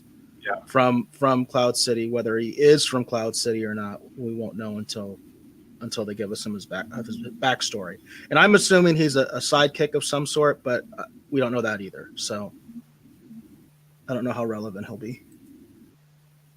Oh, he does look like a sidekick. He just gave him a pat on the shoulder, so I'm going to say they're friends. So I think that's his sidekick. Whether he gets killed right away or whatever, I think that's his sidekick, his assistant. Then we have a shot of the Mandalorian with somebody else on speeder bikes in a desert area. We don't know if this is the same planet. This may be a planet with multiple ecosystems finally, or maybe a different planet. Maybe Tatooine for all we know. So we got a desert planet. I guess it could be Jakku, right? It could be Jakku, right? So I'm hoping it's Tatooine. What's that? I'm hoping if they're gonna go back to someplace we've seen before, I'm hoping it's gonna be Tatooine. I mean, either that or it might be that new planet that supposedly is a part of the Galaxy's Edge thing, because I know they need to start connecting some dots there. So theoretically, it could be that planet too. Yeah. I almost wouldn't mind if it was Jakku. It might be a little too convenient, but I mean, at this point, I don't think Rey's even been born, so it's not like something where we would have something with her. But if it was Jakku, I would like a little bit more on-screen background about the Battle of Jakku, because the only reason I even know about that is because of reading through one of the books, and I thought that's one of my other criticisms of The Force Awakens is, why didn't you show that or tell us about that in the movie? Because to me, that's kind of relevant and kind of cool that basically the last stand of the Empire was at Jakku. That's why there's Imperial ships littered all over the planet. So, but we don't get to see that. So it would be nice for me to see something on screen that talks about that, or even see the actual battle, because I don't know how far after Return of the Jedi this is. I don't know if it's supposed to be like immediately after, or a year or two after, or what it is. So we got a hero shot of, it looks like the Mandalorian walking through the desert with like the sun either coming up or coming down, sort of twilight. We got another view of his ship, it looks like, and he's being attacked by somebody. So we can see that he's being attacked by somebody. Kind of get some different angles, but we can't really see who the other ship is. We kind of have this view at the end here, but it's really faded out. I'm going to see if I can get a better shot of that. Yeah, it fades really quick. Yeah.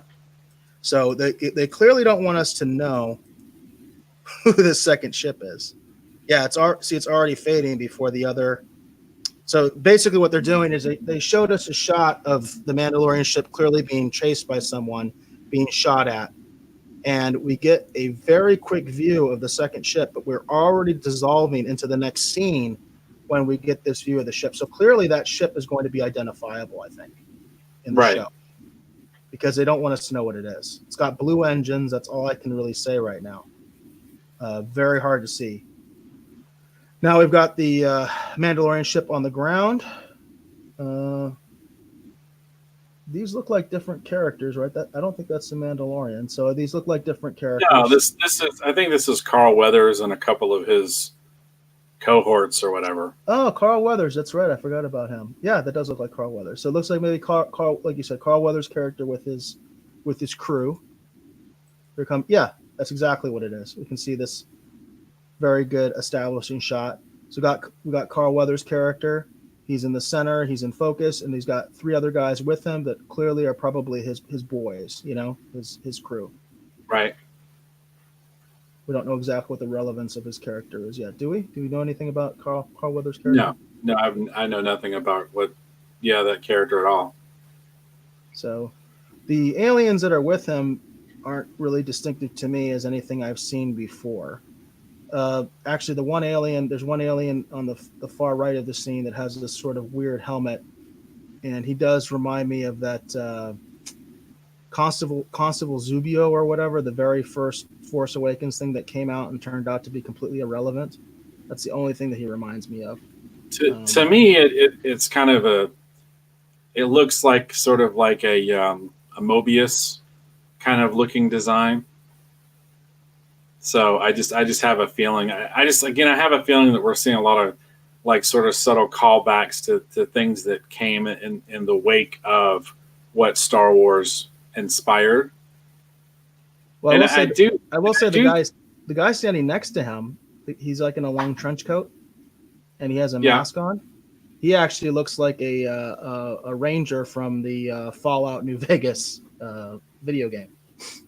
And the guy over here on the far left, his armor he's got on looks a little bit like something that would have been Mandalorian, and he's got some of the there's just a feel about it. You know what I mean? Yes, it does look it looks Mandalorian to me. His armor definitely looks Mandalorian to me. Whether it is or not, I don't know. And it looks like he's green. He's a green alien. Yeah. But I don't recognize his race. All right, now we've got another female warrior, completely different attire. Looks very Mandalorian. So I am thinking these might be Mandalorians. That Carl Weathers, maybe at some sort of Mandalorian settlement or even a refugee place, for Mandalorians. Because we know the Right. Mandalorians have had some problems. So now, whether this scene really does happen chronologically right after the Mandalorian meets up with Carl Weathers' character, I don't know. But this clearly looks like a village with like civilians, and this girl here clearly looks like she's got more of a warrior because she's got armor on, and her armor does look very Mandalorian, but she has no helmet. Right. So And that's Gina Carano, who is an actress and a martial artist who I love whenever I see her on screen. Did you see the Steven Soderbergh film Haywire? no, I'm not familiar with that film. She is such a complete bad butt in that film. It's just amazing action sequences. For a period of time in the wake of Haywire, she was kind of who I wanted to see portray Wonder Woman in a Wonder Woman film. Oh, that makes sense. I can see that. She's got very dark hair. But Yeah.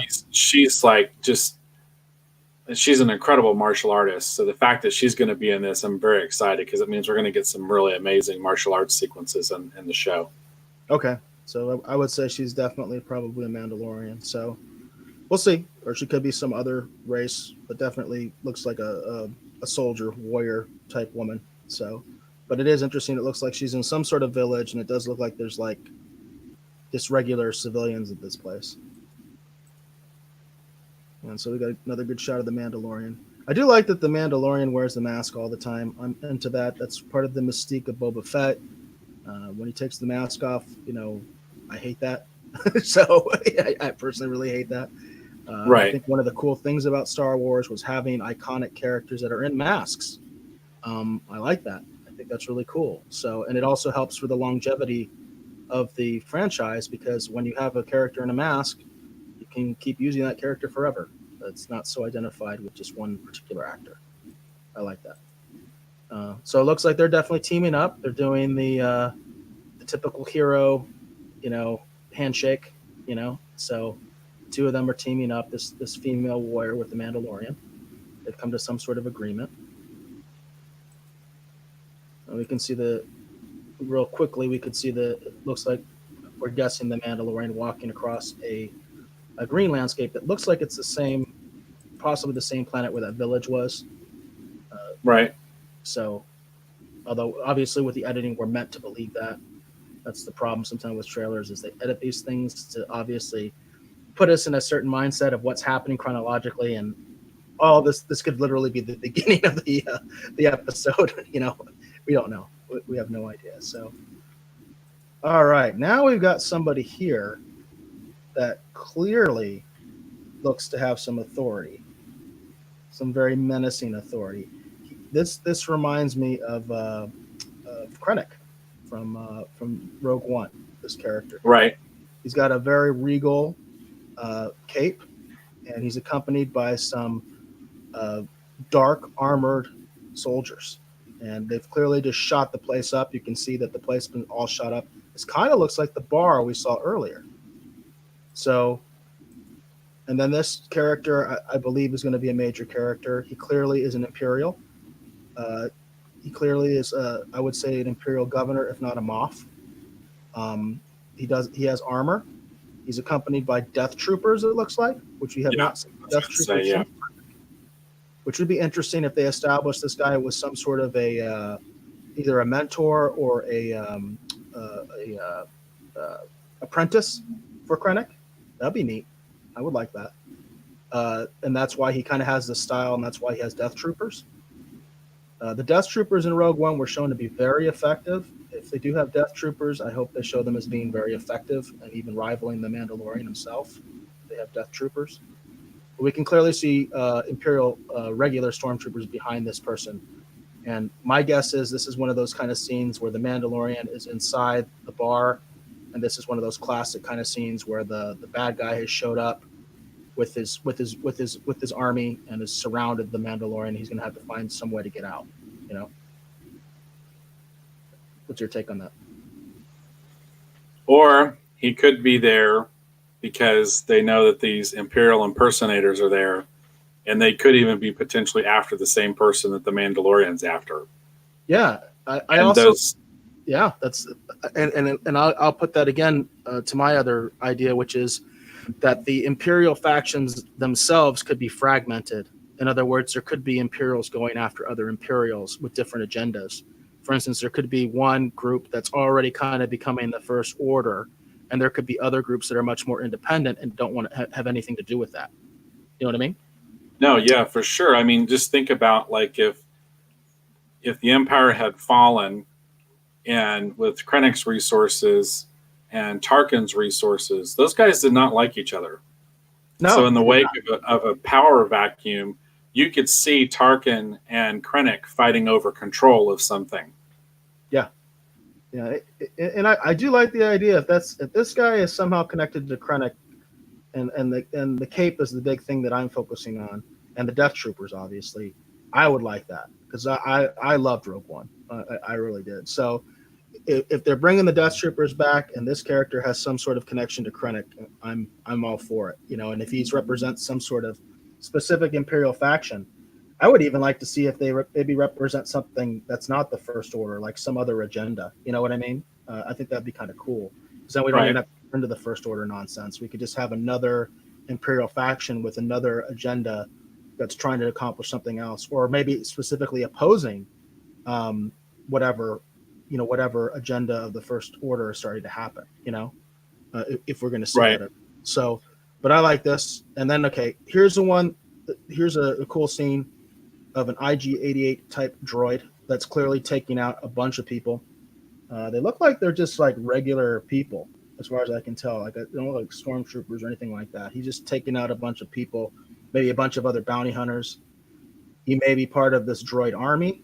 I know for a fact this is not IG-88, and that's one of the things that kind of pisses me off because clearly he's inspired by IG-88, and he is IG-88, except we're just not going to call him IG-88, right? So, but this is clearly IG-88 inspired droid. He may be part of this speculation we have about a possible droid faction, which I do think that would be cool based on IG-88's expanded universe backstory. I think that's a neat idea to have a droid faction that's independent. But if it would, for me, I'd be like, well, just make the leader IG-88. That would be really cool, But I'm not in charge of this stuff, so we'll just use a droid that looks exactly like IG-88 and just call him something else. So it is a cool scene. It does look cool, but again, my issue is why isn't this IG-88? It should just be IG-88, in my opinion. So he's taken out a bunch of people. I think a lot of people have seen this scene and have noticed it because it is a pretty cool scene, the way that being a droid, he kind of fights in 360 degrees without really moving. Right. I think that's pretty cool. So I do want to kind of go back and see if I can see a little bit more of who he's fighting. He's taking out a lot of people, but it's really hard for me to tell. It looks like it's the same place where the bar's at, that sort of most Isley looking place, but it's hard to tell. It's hard to tell who he's fighting, but they don't look like they're Imperials, that's for sure. Then we got another scene of the Mandalorian with the woman. Let's go back to that. I didn't see her face very well. There we go. Now this is a different actress, right? So yeah, that's not Gina Carano, and I don't think that actress is supposed to be her younger either. I mean, it's obviously the same village. Could be someone he has a connection with. I mean, that could actually be like where he's from. You know what I mean? Maybe this is where a pocket of Mandalorians settled. You know what I mean, on a different planet, and they've been kind of hiding out, in the wake of everything that had happened. So Yeah, I do think this is a Mandalorian village, whether it's on their planet or it's some sort of refugee situation. I don't know. Uh, my understanding is the Mandalorian homeworld is devastated, so it could very well be the homeworld because it looks very primitive. So, my thought is that yeah, this could be his wife, his girlfriend. Could be a flashback. It could be during that same scene we saw earlier with the more warrior looking female. But clearly, this is a woman that has affection for the Mandalorian and is close to him. So we've got some sort of either love interest. I mean, could be a sister, I guess, but some female character that obviously is very close to him. Looks like she might be even getting ready to take his mask off, huh? yep. If they do that, I hope they don't show his face. I really like the mystique of the original Boba Fett, and I just don't like the whole let's take the mask off. I have a feeling if they show his face, it's a big reveal, and like I said, I have this theory that that's actually Boba Fett. I could be totally wrong, but I just have this feeling that it actually is Boba Fett. Yeah, well, we'll see. I mean, obviously there is an actor cast as the Mandalorian. It's not the actor who played either Jango Fett or Boba Fett in the prequels. You know what I mean? So we'll see. I know, but after coming out of the Sarlacc pit, he's going to have makeup effects. I mean, you don't have to have the same. You know what I mean? Yeah, you could have his face all distorted and stuff, but yeah, what I'm really worried about is a typical thing that always happens. It really, really, honestly pisses me off with all the superhero movies, which is they got to take their masks off because we got to see the actor's face because actors can't act anymore, and it really pisses me off. It really does because it's like this is a character, and yes, I know there are difficulties with performing in a mask, but if you know anything about the history of drama. It comes from Greece, and the Greeks wore masks, and it's not something that actors shouldn't be able to deal with. They should be able to deal with the mask. And to go forward with Star Wars, so many of my favorite characters in Star Wars have masks. The most iconic characters in Star Wars have masks. I mean, Darth Vader, I say no more, Don't take the mask off unless it's really important, really relevant, and it's just a quick thing, Keep the mystery. That's my thing. Keep the mystery. And I agree. When his mask does come off, if it ever does, it should be a big moment. It should be a big reveal. We should get something special out of that. Otherwise, it's just another stupid Hollywood thing. And I'll leave it at that. But I hope that whatever's underneath there, whatever we get to see, I do hope it's relevant. I do hope it's shown in an important way, and the mask is not suddenly now discarded, and all we do is see the actor for the rest of the show, however long it goes, because I'm sick of that. I'm honestly sick of that. All right, so we got, I think that's Gina Carano. So it's hard to get a good shot because it goes straight to that. Right. She's shooting or being shot at, and so she's shooting some weapon. It looks like she might be in that bar scene. So that obviously goes back to the continuity of the trailer being different than what we're probably going to see in the movie. Like he may go to that village first and she may even pick her up or who knows, So because this does look like it's in the bar from earlier. So we don't know what the continuity of these scenes are, but clearly she's being involved in that fight, possibly with all those stormtroopers that are sitting outside, So then we get another cut that's clearly meant to show that this is who she's shooting at, but he looks like he's in a different thing. He looks like he's more like in a ship rather than the bar. At least that's what it looks like to me. This could be the bar. The lighting's weird. It does have the same red lighting as her weapon. So this could be the person she's shooting at. I believe this person is, from what I remember, I think he actually is an important character in the show. Like he's part of the cast. And he's that's Bill Burr. That's who? That's Bill Burr. Okay, so do you know what his character is in the show? No, it's just crazy to me they cast Bill Burr, who's a great stand-up comedian, to be in this. But I don't think she's actually shooting at him. I think this is something completely unconnected. but I think he may even be a character that's actually helping the Mandalorian. I think he's an ally. I think he's Interesting. a fellow bounty hunter / mercenary type of character. I don't I don't think he's going to be a villain. I think he'll be someone who will be allied, an ally of the Mandalorian, just like Gina Carano's character I think is. That's interesting. I was thinking the opposite, that he's like a rival, but he has a cool weapon. He has this sort of over the shoulder blaster that's on some sort of what I assume is like a mechanical arm, um, Yeah, connected to a harness, and then he has a regular blaster as well. So he's definitely got a cool, interesting look. Something kind of we haven't really seen before, specifically in Star Wars, at least not a lot. With this sort of what looks like, I said, like almost like a mechanized arm that has this other weapon on top of it, and that weapon's firing. And right. But if you go back to the Western analogy, you remember that sometimes gamblers and these different characters, they would have that hidden derringer or whatever, and it had a yeah, mechanized thing where it would come out into their hand. I think yeah, this might be the Star Wars equivalent of that same kind of idea. yeah, it definitely makes sense with the Western theme that you can kind of see in this trailer. So he's also got two guns too. So he's got three guns going, pretty formidable there. So and very very much Western, with the two guns in his hand, and then like you said, the sort of mechanical arm and all that kind of stuff. So pretty cool look.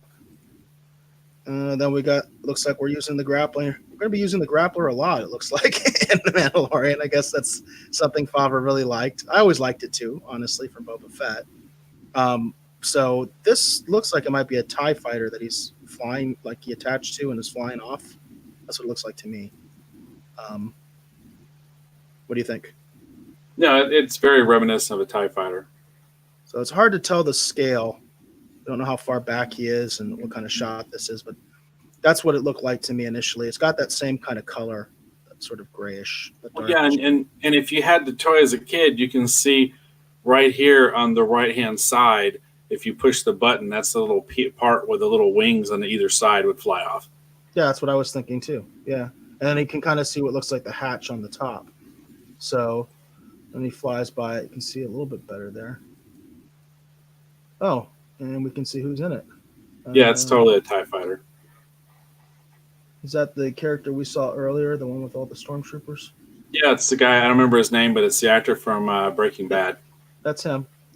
So I guess maybe things didn't go well for him when he cornered the Mandalorian. Huh? He's trying to escape by himself in a TIE fighter. That's how I take it, Although, trying to see if the armor is the same as in the other scene. That I can't tell. The armor does look a little bit different because it looked like a very clear chest plate that the armor he was wearing earlier. So clearly, this guy is going to be a important, at least for a while, as a villain.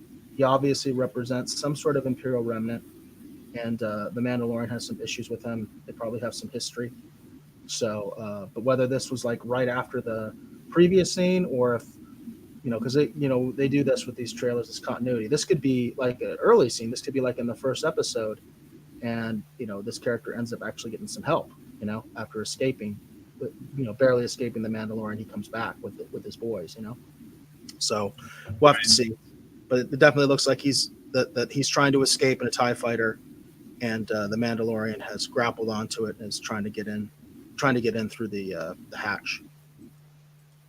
You can see very clearly there that the Mandalorian's on top of the hatch, and this character is looking up at him.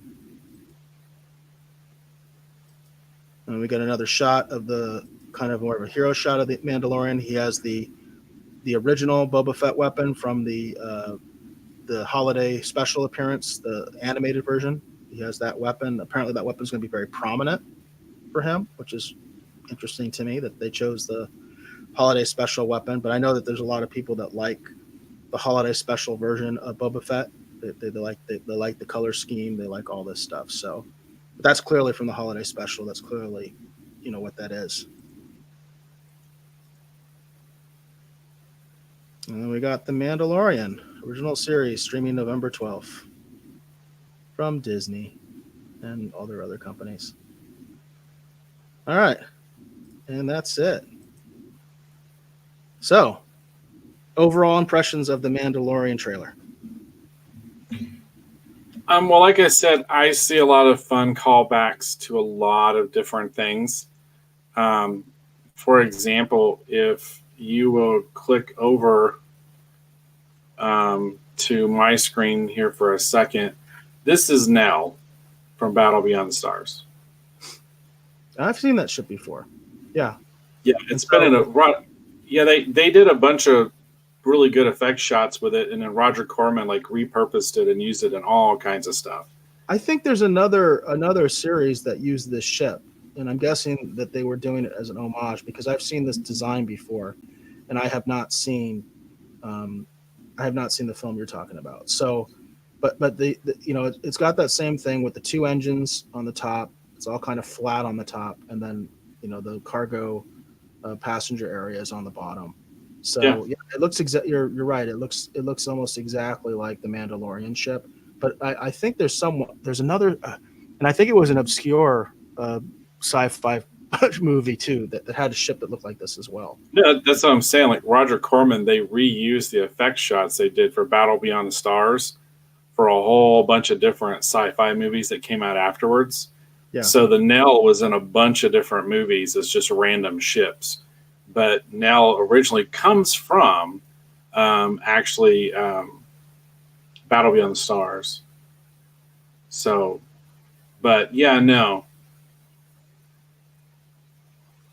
Anyhow, yeah. So, So but there you go. Any other impressions about the trailer, about the Mandalorian trailer? I mean, for me, like I said, I'm looking forward to it. It looks like it's going to be a lot of fun. I'm seeing a lot of fun nods and salutes and different things to, not just Star Wars specifically, but a lot of the things that in the wake of Star Wars that Star Wars helped inspire and create.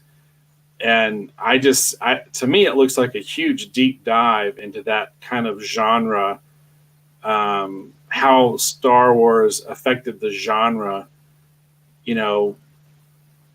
after sort of its impact. So, I mean, I'm looking forward to it. I think it's going to be a lot of fun. I'm excited to see it. So, I have a feeling it's going to be the Star Wars things a lot of us, older diehard Star Wars fans had wanted in the first place. So, We'll see. We'll see. So, any concerns about the paywall? no, I mean, I'm probably going to wind up subscribing to it, not just for that, but I'm a big fan of a lot of the Marvel movies. So, I intend to subscribe to Disney Plus anyway because I want to see the Marvel shows and a lot of others. Like I'm looking forward to Moon Knight. I know we're way far off from Moon Knight, but I'm looking forward to Moon Knight. So I'm probably already all in. So I'm looking forward to just watching it. So and then for my friends or whatever who want to watch it, you know what I mean? Maybe they're not into the stray wall, the paywall idea. They can just come over here. You know what I mean? We'll have a viewing party. We have a chat, and we have someone asking, and actually I'm familiar with this person, Drunk 3PO. He said, does this stream interact with chat? And we do indeed, but this is the first time anybody's asked, right? That's true. So, yeah, Drunk 3PO, if he's still around, yes, we're brand new to this. This is actually the first time anybody has asked us to chat with them. But I am familiar with you, Drunk 3PO, because I am familiar with the Fandom Menace, and I know you're active in it. In fact, I think I have seen one of your. In fact, I actually think it was one of the streams you were involved with that got me asking some people from Midnight's Edge, "How do you do this?" So this is kind of ironic. This is very serendipitous. Yeah, because I believe Drunk 3PO was part of the stream I was watching with Nerdrotic, and that was the one where I reached out to Tom. I think it's Tom from Midnight's Edge, and asked him, "How do you do this?" Yeah, Drunk 3PO. I think you were part of that stream. It was the one that Nerdrotic was doing. It was the one that Nerdrotic was doing with from New York Comic Con, and I think he was actually doing it from from his hotel room. And then I reached out to Tom. I think it's Tom. I hope I didn't mess up his name, because I actually met Tom in real life at Star Trek Vegas, and he was involved in the stream, and it was a really good stream. And I was like, how do you guys do this? Like, I don't understand how you do the multi-chat and stuff like that. And they were the ones, or Tom was the one who recommended that I do the live stream through the StreamYard, right? The StreamYard, that's what we're using. Yes. StreamYard is where we are right now. We're streaming from the yard. But Drunk 3PO, we're still working on the format of our show, and we definitely do want to acknowledge the chat when people. That's part of the live experience. We definitely want to acknowledge the chat. Like I said, this is the first time anybody has asked to chat, but we definitely want to get more into that, and we do want to get people on the show as well. But we have a set format. Basically, the format of this show is that we are recording our audio podcast live. So this is a supplement to the audio podcast, because what we do is we're recording the audio of this, and then what Dave will do is actually take the audio, and we will have an audio only version of this that we can also upload to all the different podcasting channels. And this is our sort of live, anything goes live recording of the audio show. So that's kind of what the format is. So some of the things in this live show may not be in the audio show because we might have audio issues, all that kind of stuff. But this live show is supposed to add a different dimension. So, and it looks like we also have another person here, which is Smith Kryptonian. I said Sith Kryptonian. It says, "Dude, you are totally famous, Drunk." So yes, I've heard of Drunk 3PO as well. Like I said, I think that live stream that I saw was actually what kind of got me inspired for us to do our own live stream here. So I appreciate you guys being in here. We are just basically learning the whole chat thing. We do want to be more interactive in the future. We've already kind of reached out to some other folks about being on the show, right, Dave? About actually being on the show, talking to them live. And Drunk 3PO, you definitely might be in that category where we would like to talk to you live, especially about Star Wars. The way the format of our show works is we usually have a topic, and stuff like this comes in our news segment. The more current stuff that's going on happens in our news segment, and we do it kind of on the fly. Like we just kind of talked about, hey, let's talk about the Mandalorian, and I said, hey, since we have the capability, let's just do a live stream of us talking about the Mandalorian trailer. So that's it's for the live show. It's very what's the word, Dave? It's free very form. What's that? Free form. Free form. Yes, free form. Very free form. Very off the cuff. And so, I am excited that there are people that notice this, especially, I do think it's very serendipitous that Drunk 3PO is like our first person, because that live stream that he was involved with, and I'm almost 100% sure that was him, that he, that inspired me to do this, to create this format, because our previous format, we simply were recording the show on our own with no interaction, nobody able to hear us until the show was edited and then put out. So there was no possibility of interaction. Right. Right. And to go back to what Drunk 3PO is actually asking, I enjoy certain elements of the Disney Star Wars. Like I didn't totally hate Force Awakens, but I absolutely did not like Last Jedi. Eric and I have had shows where I guess, Eric, how do you feel about the Disney Wars? I'm thinking you're not a big fan. I'm not. The only Disney Wars movie I like is Rogue One, and I love Rogue One, and I will say Rogue that. One's great. So, and I think that kind of gives me a little bit of cred because it's not like I hate all Disney Wars. Hey, I like Rogue One. I thought Rogue One was really good. I own it. But as far as everything else Disney Wars, I've hated it. I've hated it. I hated The Force Awakens. I hated The Last Jedi more. And I thought Solo was the film that nobody wanted and nobody asked for. And why are you doing this other than the fact that you want to recast everybody and you want to completely reboot Star Wars and get rid of the old continuity. So that's my position. I don't hate all Disney Wars, thanks to Rogue One. Mandalorian, like we were just talking about, does look interesting to me, but I'm also pointing out the concerns that I have as far as, Right. Again, it goes back to, and I think, Drunk 3PO is involved with the Phantom Menace, and they've talked about this thing of like, why aren't they using the legacy characters? Why? Again, I'll say, why isn't this Boba Fett? Why isn't this IG-88? So, right. So and yeah, then and I don't know when you guys started watching the live stream, but what I was putting forth is my own personal theories.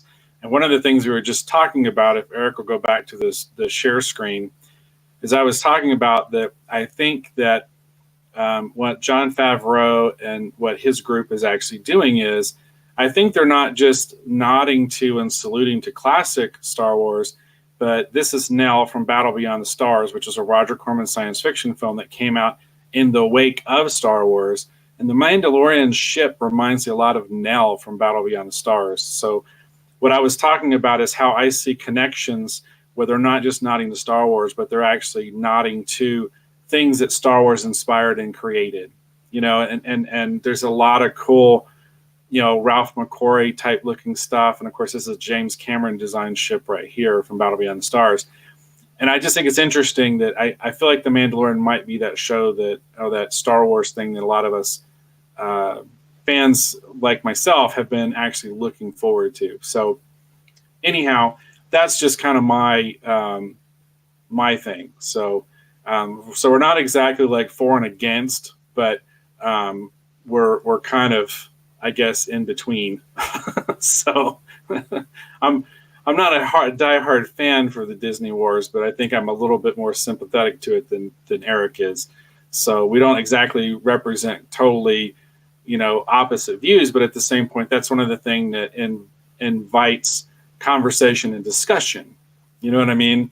Yep. Is when you have different points of view. So anyhow, but that's what I was pointing out. I was just pointing out that I feel like there's a lot of these things in the wake of Star Wars that I think they're saluting and nodding, and I think the Mandalorian is going to do a much more interesting job of looking at the things that encompass the totality of Star Wars, and I'm talking about, of course, the original Star Wars. That it looks interesting to me. Visually, I'm seeing things. I'm going, now that's cool, and that's cool, and that's interesting. But we'll have to wait. I want to acknowledge Sith Kryptonian's comment that Akbar should have been in Holdos's place, and Holdos is, or I don't know if I'm pronouncing her name right, the Laura Dern character in The Force Awakens, and I couldn't agree more. I loved Akbar. I thought Akbar was an amazing character. I thought the way he died was complete crap. He should have been the one to the suicide run. In my opinion, that would have been a great heroic way for Akbar to die. I was appalled by that. It's one of the reasons I really hate that film. So I just want to acknowledge that from the chat, that I agree with you, Sith Kryptonian.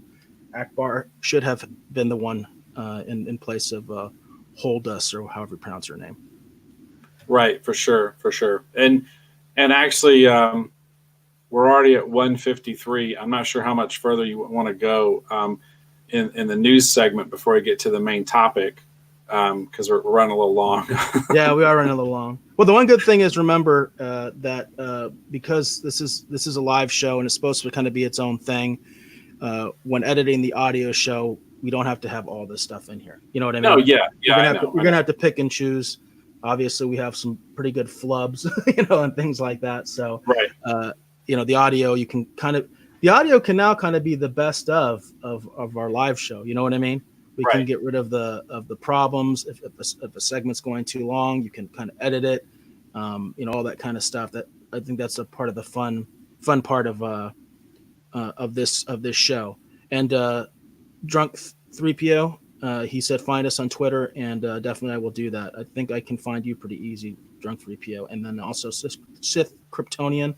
We appreciate you guys contributing and actually commenting on our live show. You guys are the first. We really appreciate that. We are going to have to move on to our streaming war segment, but we really appreciate you guys. And we definitely talk about Star Wars a lot on our program, right, Dave?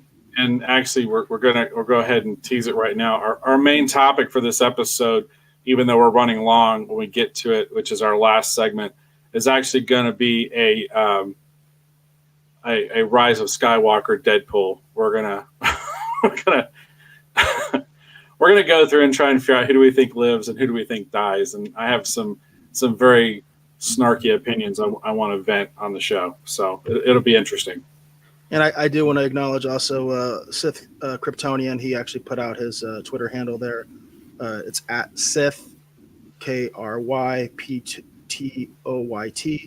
We're happy to promote other people, especially when they come in and are supportive and say hi and all that kind of stuff. So we're happy to do that. We want other people to do that for us. So we are not going to deny anyone that ability so long as they remain respectful. And we're all having a good time. Right, Dave? That's right. So anyway, I'm excited about that. And I think we should move on to our Streaming War segment. Sounds good. Oh, and thank you, Drunk 3PO. We hope to have a great stream. And actually, this has made it better because this is the first time we've had live interaction, and this is fun. So it's a neat thing to react to, and it'll provide a new good dynamic for our show. Thanks, Sith Kryptonian. Appreciate it. And no, Batman is not on this episode. Have to remove that. There we go. Right. All right. There you go. So, all right, let's get into our Streaming War segment. Okay. All right. And I'm a little bit. I'm gonna have to center myself a little bit because I'm excited. I'm excited that somebody actually talked to us, and the fact that I already had kind of a connection to Drunk 3PO, and he actually has an indirect connection to this show, and this wasn't planned and just happened. And I guess that's what happens when you do something live, right? Right. That's really weird, Dave. Honestly, that's really fun to me. You know that happened. So that's neat. So we want to get into our Streaming Wars segment. This was actually the article that I was trying to share earlier. This is the Apple TV event. Did you hear about this, Dave? Yes, I did. So let me get this share up. These are the kind of things that you can edit out of the audio version. We're like, right. Yeah, I'm trying to find this thing. Okay, so we have the Apple TV event with Variety, and this is of course reported by Variety because it was their event. And so it's I'll just read the beginning of the article. The cast and creative teams behind 6 of Apple's forthcoming original series appeared at the Variety and Apple TV Collaborators event on Friday, offering behind-the-scenes info on the nascent streamers' shows. In a series of panels presented at Avra Beverly Hills, of course, the audience of Entertainment Industry Awards voters learned firsthand how many of the shows came to be, and also how the stars felt diving into their complex roles, and even a few plot tidbits ahead of the launch of Apple TV on November 1st. So Apple TV is starting November 1st, prior to Disney Plus. Isn't that interesting, Dave? So, yes. And we got some details on each show. I'm not going to really get into each show other than thank you for sparing me. But we have I've heard of the morning show. Have you heard of this one? I have. I mean, I just the only one of the Apple TV stuff that interests me is the Snoopy in Space. I don't know if they even list that one. Okay, so we got the morning show. The morning show is the show with Jennifer Aniston and Reese Witherspoon. I've seen this heavily promoted on television. They've been showing it quite a bit on various commercials. Yeah, that's just not for me. I'm so not the target audience for that. I'm not going to subscribe to an Apple show for that. Then we have C, which is features Aquaman star and Game of Thrones star Jason Momoa. Am I pronouncing his name right? I'm terrible with names. Jason Momoa. Momoa. There we go. Jason Momoa. So Jason Momoa, which actually I remember him from Stargate Atlantis, but right. He of course was Aquaman, so he's a big star, and he's in this show C, which I think is a really weird premise. So the premise of C is that basically everybody's blind. Like there's been some sort of apocalyptic thing. I don't know. And everybody's blind. And I guess now they have a child that can see, and that child is the key to everything, which we're getting a lot of that child is the key to everything, kind of thing. That you have to say that seems to be a very popular theme right now in movies and television shows. And so now they got to protect this child in this crazy world. I think it's really weird, the idea of blind people like fighting each other and big armies and things like that. Like that to me is really strange. So it's intriguing, but it's almost like my suspension of disbelief is violated. You know what I mean? So Right. And I love Daredevil, but hard pass. now we got another one called Truth Be Told. I haven't heard anything on this. I guess it's about a true crime podcaster who revisits a case that made her career, and she believes the wrong man may have been convicted. So we do know that story, the story of the wrongfully convicted criminal. I guess their take on this is that this is someone who does a true crime podcast.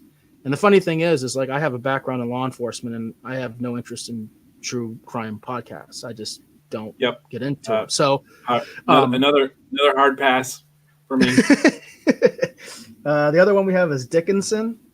Again, this is another one I don't know anything about. She's basically playing Emily Dickinson, so it's like a biopic.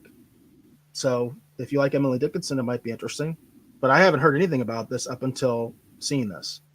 I mean, if it'd been Mary Shelley, who of course wrote Frankenstein, I'd say yes, but hard pass. Now, this is the one that I have heard the most about, probably, which is For All Mankind. I am a big Ron D. Moore fan. I really like Ron D. Moore. I respect him a lot.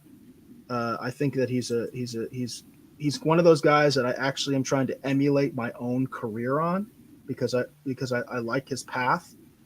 And so I respect him a lot. I don't know if this is going to be good. So this is basically the NASA space program of the 60s and 70s in an alternate reality where the Soviet Union beat us to the moon. I think you've heard of this one, right, Dave? I have. What a shame it's on the Apple Plus thing. Hard pass. This is the one that I've heard of the most, though. This is the one that I think in my area has the most hype, and it's because of Ron D. Moore's involvement. So I do think it could be great. It could be terrible. I don't know. I don't support everything Ron D. Moore does. I like his Star Trek stuff, and I watched a lot of the new Battlestar Galactica. Not all of it. I had a lot of issues with the new Battlestar Galactica, but overall, I had an appreciation for it, and there were certain episodes and story arcs I really liked. Certain ones I hated. But I do respect him. I do think he's a great talent. And so I think this is the one to watch in terms of not necessarily literally watching it, but the one to watch in terms of buzz, in terms of actual impact that Apple TV might have. That's my prediction, that For All Mankind is kind of going to make or break this thing. It's not going to be the morning show. So that's my prediction. I mean, I love Ron D. Moore, but they're literally, I'm dead serious. The only thing on the Apple service that really has me going, oh man, is literally Snoopy in space. Okay.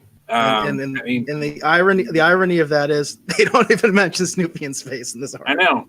That's the only thing that had me going, damn it. Like up until that I was able to walk. The For All Mankind, knowing Ron D. Moore is probably going to be interesting. I liked his version of Battlestar Galactica. The only thing about Battlestar Galactica I really totally disliked, though, to be completely honest, is several episodes of Battlestar Galactica 1980. Other than that, I've loved everything Battlestar Galactica that's ever been made for the most part. We've actually done a Battlestar Galactica show on the original Battlestar Galactica pilot, and I think we'll be revisiting Battlestar Galactica in its various incarnations in the future. We both have a grounding in that, and like I think we do have some different perspectives on the new show, so that'll be fun in the future. But there is one more show that they announced, which is Servant, This is another one I hadn't heard anything about. And the funny thing is, I guess is M Night. I'll just say M Night. I'm not gonna butcher his name. Everybody knows who M Night is. You know, a lot of people call him M Night because they don't want to butcher his last name. This is the I See Dead People guy. So he's involved with this, but apparently as like a producer. So it's kind of weird. So I guess it's not his story, but he's involved with it. And let's see if I can find a good thing. It's a crazy thriller.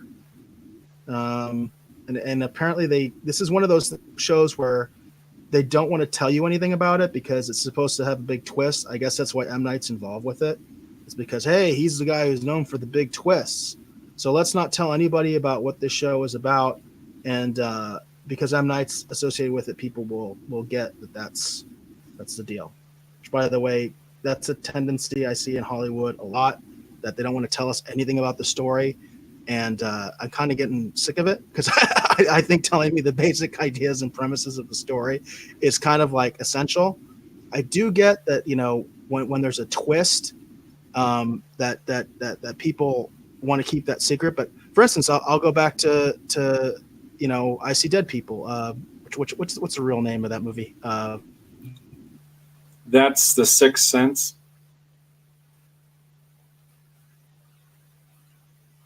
Did we just drop? Can you hear me?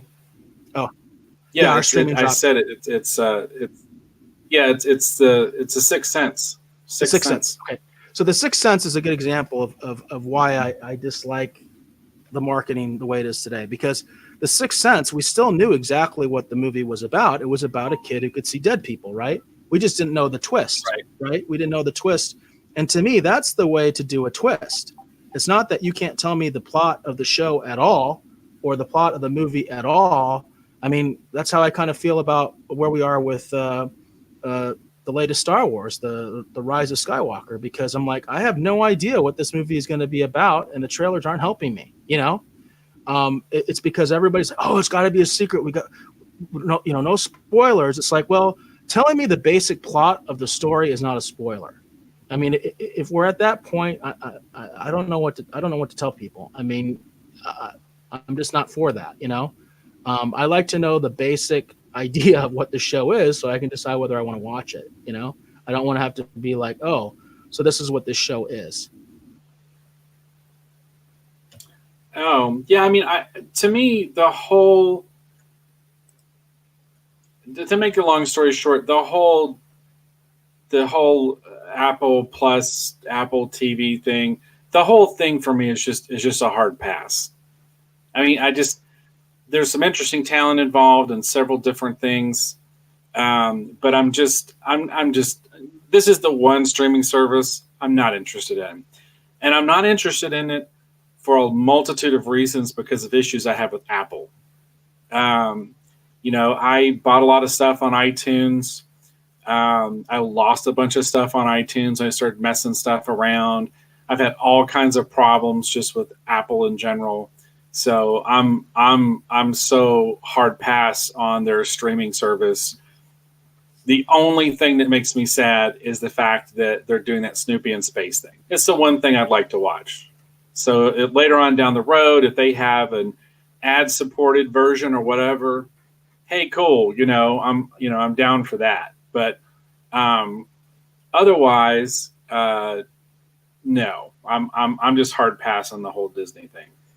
It's interesting though, in the context of the streaming wars, there's a very good argument to be made that Apple kind of, I would say Netflix started it. I say Apple is the one that's really taken it to a different level, because I think my perspective on the streaming wars is that this really started because of Netflix deciding to make its own content, and that made people take notice. And then what we traditionally call big tech, which is what Apple represents, then said, hey, why don't we make our own content?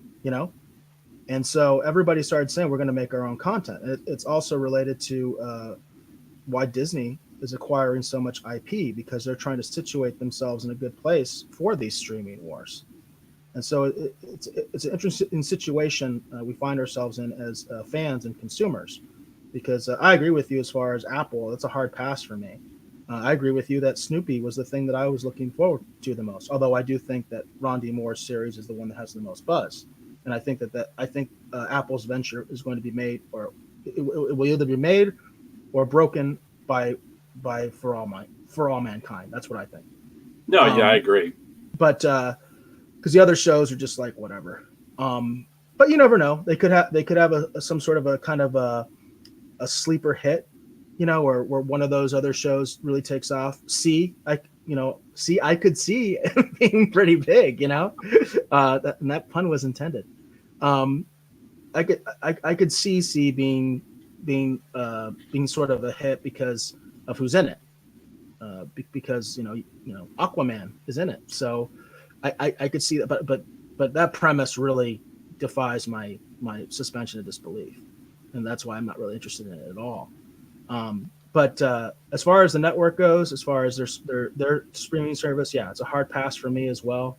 I'm on the fence about Disney Plus, to be honest with you. The biggest reason that I will get Disney Plus is to review Mandalorian episodes with you.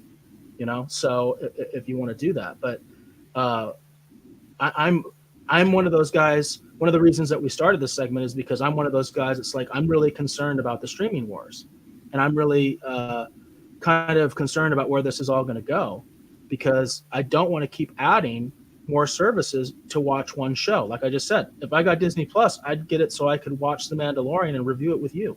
That's why I would get Well, Disney Plus. and And see, the whole reason I'm not going to get the Apple one is because I'm not going to get it for one show. right, It's but like that's there's what I one think. thing. See, Yeah, there's that's where one I'm thing.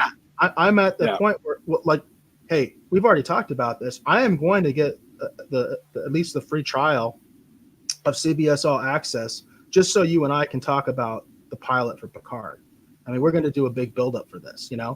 Picard's going to be a major event for us, and I'm going to get CBS All Access strictly to watch Picard and to talk with you about it. So I'm getting CBS All Access for one show. Am I curious about Discovery? Like, I've seen 2 episodes. I've seen the pilot, and I've seen the first episode of the second season. So I've seen 2 episodes. They didn't grab me. The trailer doesn't grab me. It's not something that I would pay money to see.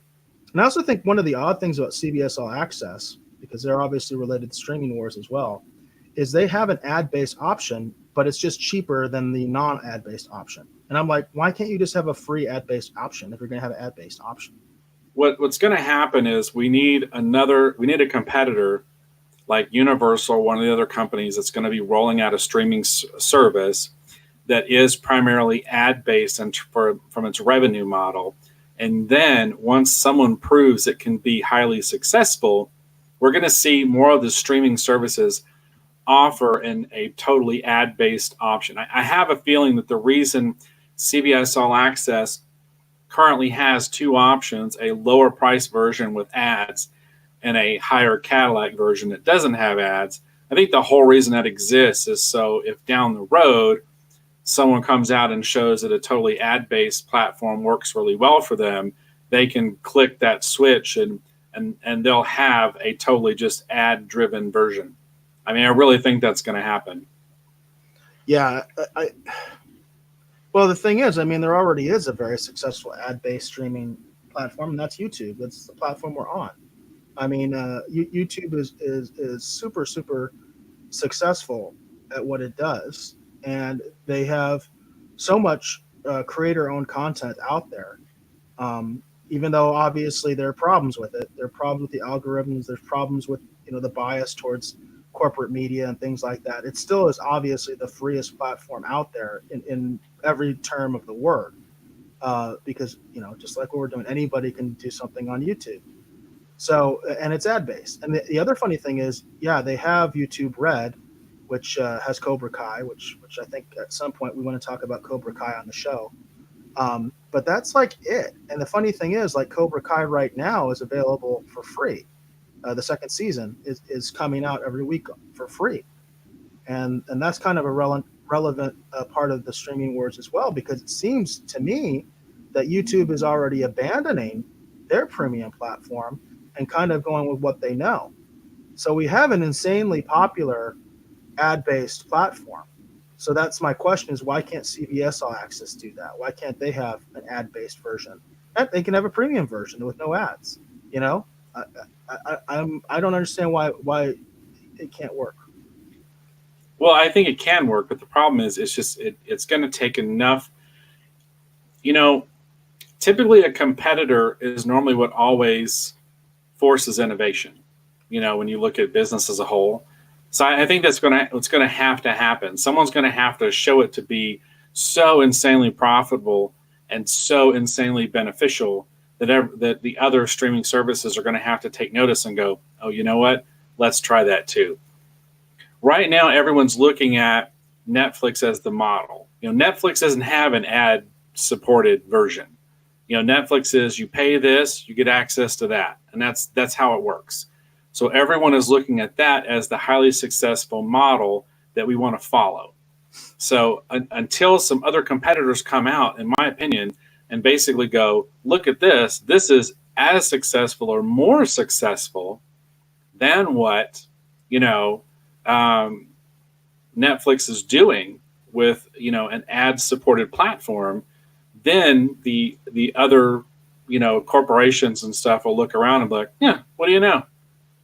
But I do think that some of them have built a back door in where they can down the road flip a switch and have an ad supported model. I mean, I do think that's why some of these services have the lower tiered versions. But I think it's going to take Universal, some of the other companies, to come out and roll out another version that says as successful, and then everyone, I think, not everyone, but I think more of the streaming services will be more likely to adapt that philosophy moving forward.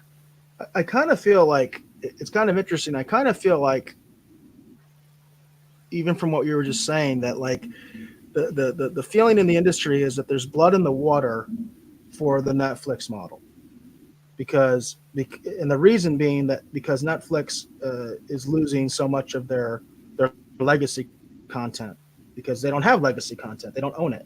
They get their legacy content from other studios like Disney. The Force Awakens is on Netflix, I think, or the last Jedi is anyway.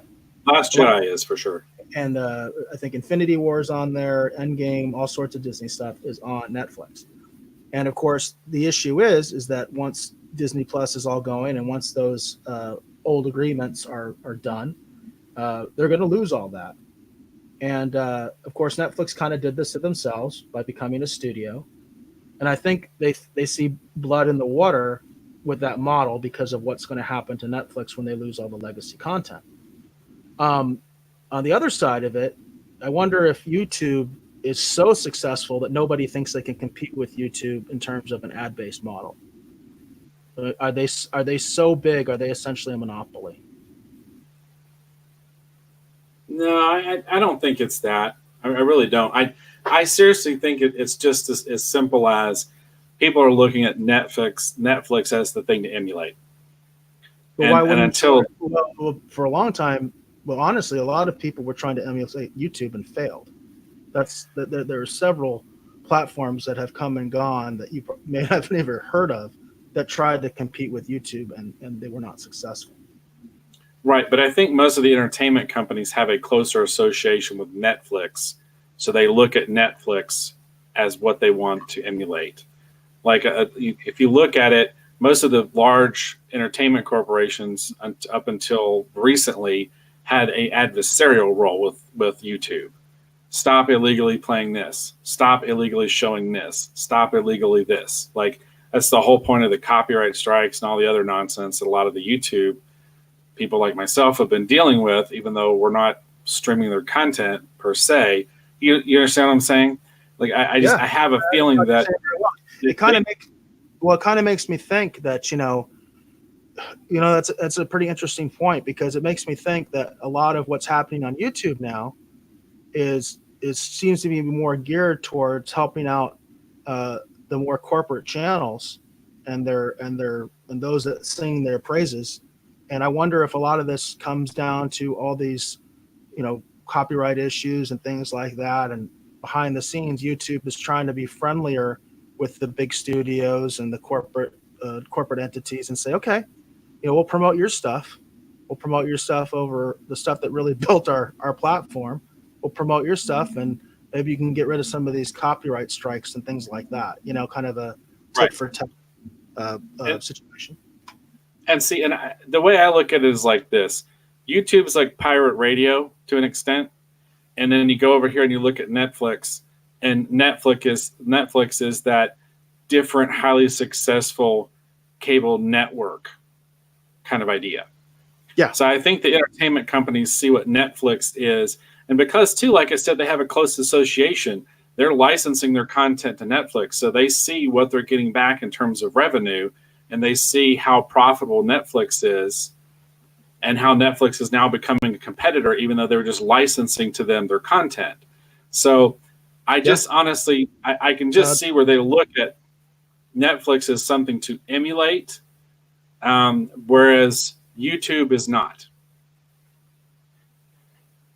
That's But my I think own opinion. at least we're in agreement. We're in agreement. We're not doing Apple TV. Neither of us are doing Apple TV. So that in and of itself says something that's interesting. I do also want to point out, as I've tried to point out before on the show, there are other places like Pluto TV is ad-based and free. There is Crackle, that's one of Sony's platforms, and they are ad-based and free. And then Tubi, where I myself have a film that I was helped produce and is available on that platform, and that is a ad-based free platform as well. So they do exist. I do want to make sure that we give them some love, especially during our streaming wars segments, because they are part of the streaming wars. They just have a different model, and I personally support the ad-based model, and I am happy to watch commercials all day if it'll save me a few bucks. I also will say that I do have Netflix. I am a Netflixer, and the entire reason I got Netflix was as an alternative to cable. I had cable. I didn't feel that I could justify having internet and cable, and so I cut the cord before the term was invented, and that was why. Because I was like, hey, Netflix is an alternative to cable. A lot of that is changing now because cable again is a platform, and when you start mixing, the platform versus publisher, that's kind of where we're getting the problems from the streaming wars. I think it's because there's a lot of mixing and matching of this stuff now, and basically every studio is going to have their own streaming service, at least for a time, until it all falls apart, until the bubble bursts.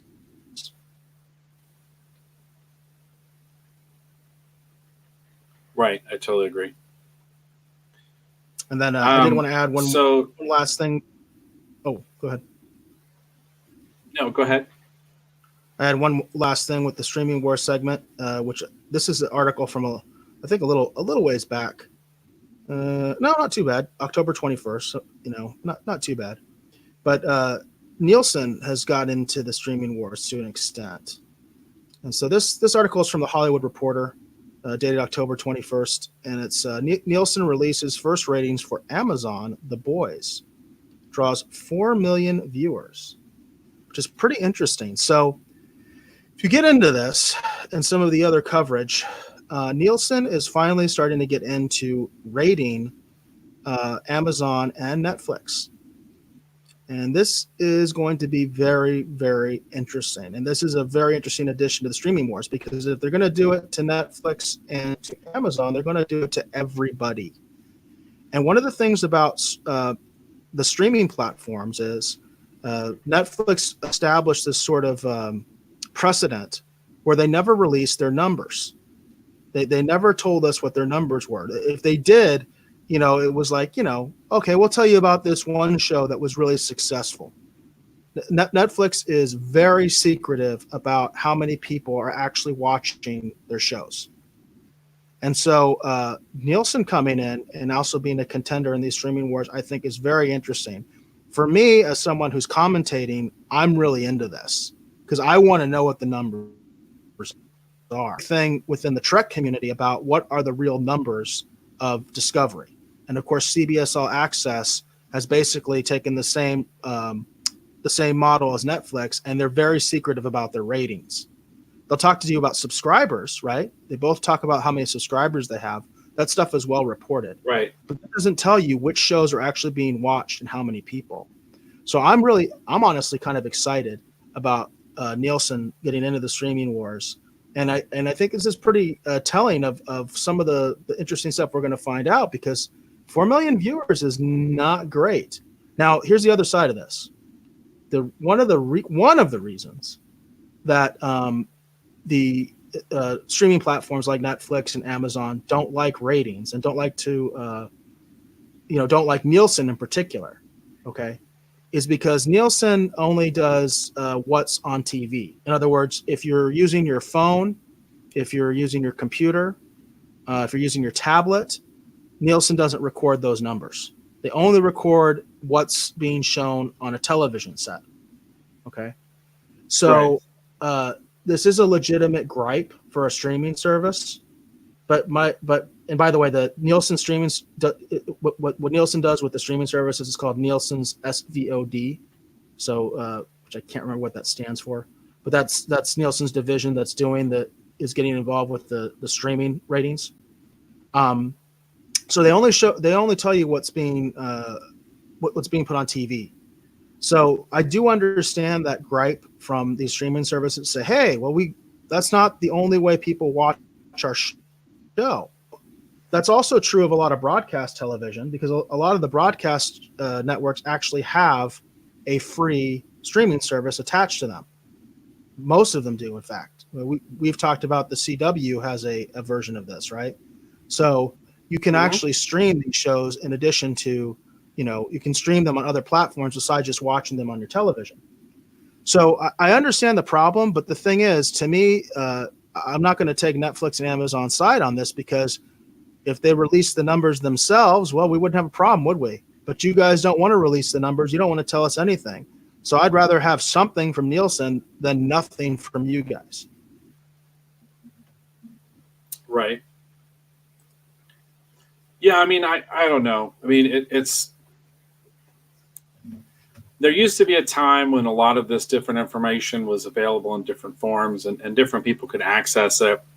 Like on the comic book side, for example, like Diamond Comics, which is the primary distributor, they used to always publish like the top 100 titles, and they would release the sales figures so people could game and kind of figure out where the industry is and where the titles are and whatever. And then all of a sudden, all this stuff started kind of falling away, and it became hidden. I don't know. I mean, as a consumer, as someone from the outside being a little in the dark as far as how popular a show is or whatever, as long as the show's coming out, if it's something I'm enjoying, I'm not too terribly worried, about it. But I think for them, obviously, it just represents them trying to find a way to stay relevant, because they don't want to lose basically their business. Their whole business is by having this information and then making it available to other companies and different individuals to help them game and figure out what it is that they're doing, right? A way to measure how successful, their various content is in relation to other things. So I don't know. Well, I don't know. I do think it hurts. I do think it hurts us as commentators not having that information. So, because that's where the spin comes in. If you don't have hard data, it's hard to make, because you see these fan debates all the time. It's not just Star Trek. I see it on Star Trek the most, because that's the circles that I hang in. But people are always talking about this stuff, and it's like, your opinion is really as good as anybody's, because you don't have the hard data to back it up. So it becomes kind of a pointless argument, but people are going to argue about it anyway. And it's certainly something that's newsworthy. This is bread and butter stuff. I mean, back in the early days of television, TV ratings were always something that were readily available and people knew. So they kind of understood the impact the show was having. Now the Nielsen ratings themselves, I think, have some flaws in the way that they do ratings ever since the beginning. Being a Star Trek fan, obviously, I don't think anybody's very happy that the original Star Trek got canceled due to quote unquote low ratings. There's been all sorts of stuff since then where people have talked about, well, they didn't really consider this, they didn't consider this, and then of course the irony is that the original Star Trek had ratings that none of the other Star Treks have ever even come close to achieving. That's the other side of it too. But at least you have something objective to look at. especially when you're looking at the different shows and somebody says, oh, well, I think this is the quote unquote best show. Well, what do you mean by best show? You mean that's just your personal opinion of the best show, or you think it was the most successful, the most popular? Because that all gets into the area of best and what is the quote unquote best. If it's based on your personal opinion, that's one thing. But if it's based on some actual objective data, that's another thing. That then your opinion is much more validated. Right. I mean, I understand that. I understand that. I guess for me, I've always liked things that other people didn't really care for. So, you know what I mean? Like I've always had that small cliquey group of friends. It's like we're into similar things. Yeah. So it's just, Yeah. I'm used to having a conversation, with 5 people that love something as opposed to like, addressing a room of several thousand that love something. I think the closest I've ever gotten to that was Phoenix Con several years ago when they were doing I think it was the 75th anniversary of Batman panel, and I happened to be on that. And all of us were artists sketching Batman, and that was probably one of the largest, groups I've ever sat in front of, because that room was packed and that was a big room, and we were all into the same kind of thing, and everybody was really connected and dialed into what they were doing, and But normally for me, it's not like that. Normally for me, the things I like, I'm talking to 5 people, on the convention floor about this one thing that we're all really big into that nobody else gets. So I guess for me, it's like from a fan debate or a pop culture, debate or whatever, to be able to have that information to buoy up your argument, or to help secure something's legacy. I understand that, but at the same point, like I said, for me, I'm always into these really niche focused things, and it's just if my group of friends is also into it, that's all I'm worried about, So I will say from an industry perspective, though, it's also important, because if you're trying to create content, specifically if you're trying to create shows and movies, knowing what's doing well and how well it's doing is very important. Being in a right, producer role, this kind of information is something that I definitely want my hands on when I'm doing a pitch, when I'm getting a pitch. So I have people pitch things to me, and so I like to know what it is that's working and what's not. And of course, the problem is every company wants to make themselves look good, and I understand that. Of course, that's what their job is. But I need some objective, hard information to tell me what's working and what's not. And that would be the same of a property that I'm working on. I want feedback. Feedback's important, and I need to know what seems to be working and what's not. And I need to be able to make those hard decisions of, well, am I going to stick with this, or am I going to change this? And that's always a creator conundrum when they're dealing with their audience. How much do I listen to the audience and how much do I just quote unquote do my own thing? When you get to a certain point and you have a real fandom, you have some obligation, I think, to address the fandom's concerns, especially if they're well thought out and coherent. If they just say you suck, that doesn't really help. But if they say, hey, this particular character, blah blah blah blah, it's one of those things where you have to have a certain sensibility, and how much you do of one or the other is not easy to gauge. But if you don't have the information, if you have no way to get that information, if you have no way to understand how people are reacting to your content, you're just in the dark. You're totally in the dark. You're just writing stuff to write stuff, and then you're hoping it hits, but you have no idea how the fans, how the audience is really responding to this. And that's what I think is important to have is to have that data. That's why I like what Nielsen's doing. Even though I admit that they have flaws in their system, I still would. I'm going to be happy to see some numbers here and see how these shows are doing, how they're actually responding. as opposed to what Amazon says or what CBS All Access says or what Netflix says. Because I know they're going to always paint themselves in the best light possible, and that doesn't help me. That doesn't help me. No, yeah, and I understand that. But along the same lines, I understand why a lot of these companies want to keep this information proprietary because, if, for example, like let's say, you have critically acclaimed shows, things that critics like, and then you have things that people actually tune in for. I think of shows like Mindhunter, for example. Like Mindhunter is an incredible show, and I know a lot of critics like it, and I know a small group of people that are friends of mine who like it. But I just don't hear a huge swarm of people talking about Mindhunter as good as it is. So it's one of those things that I understand the importance of it too, from the standpoint of,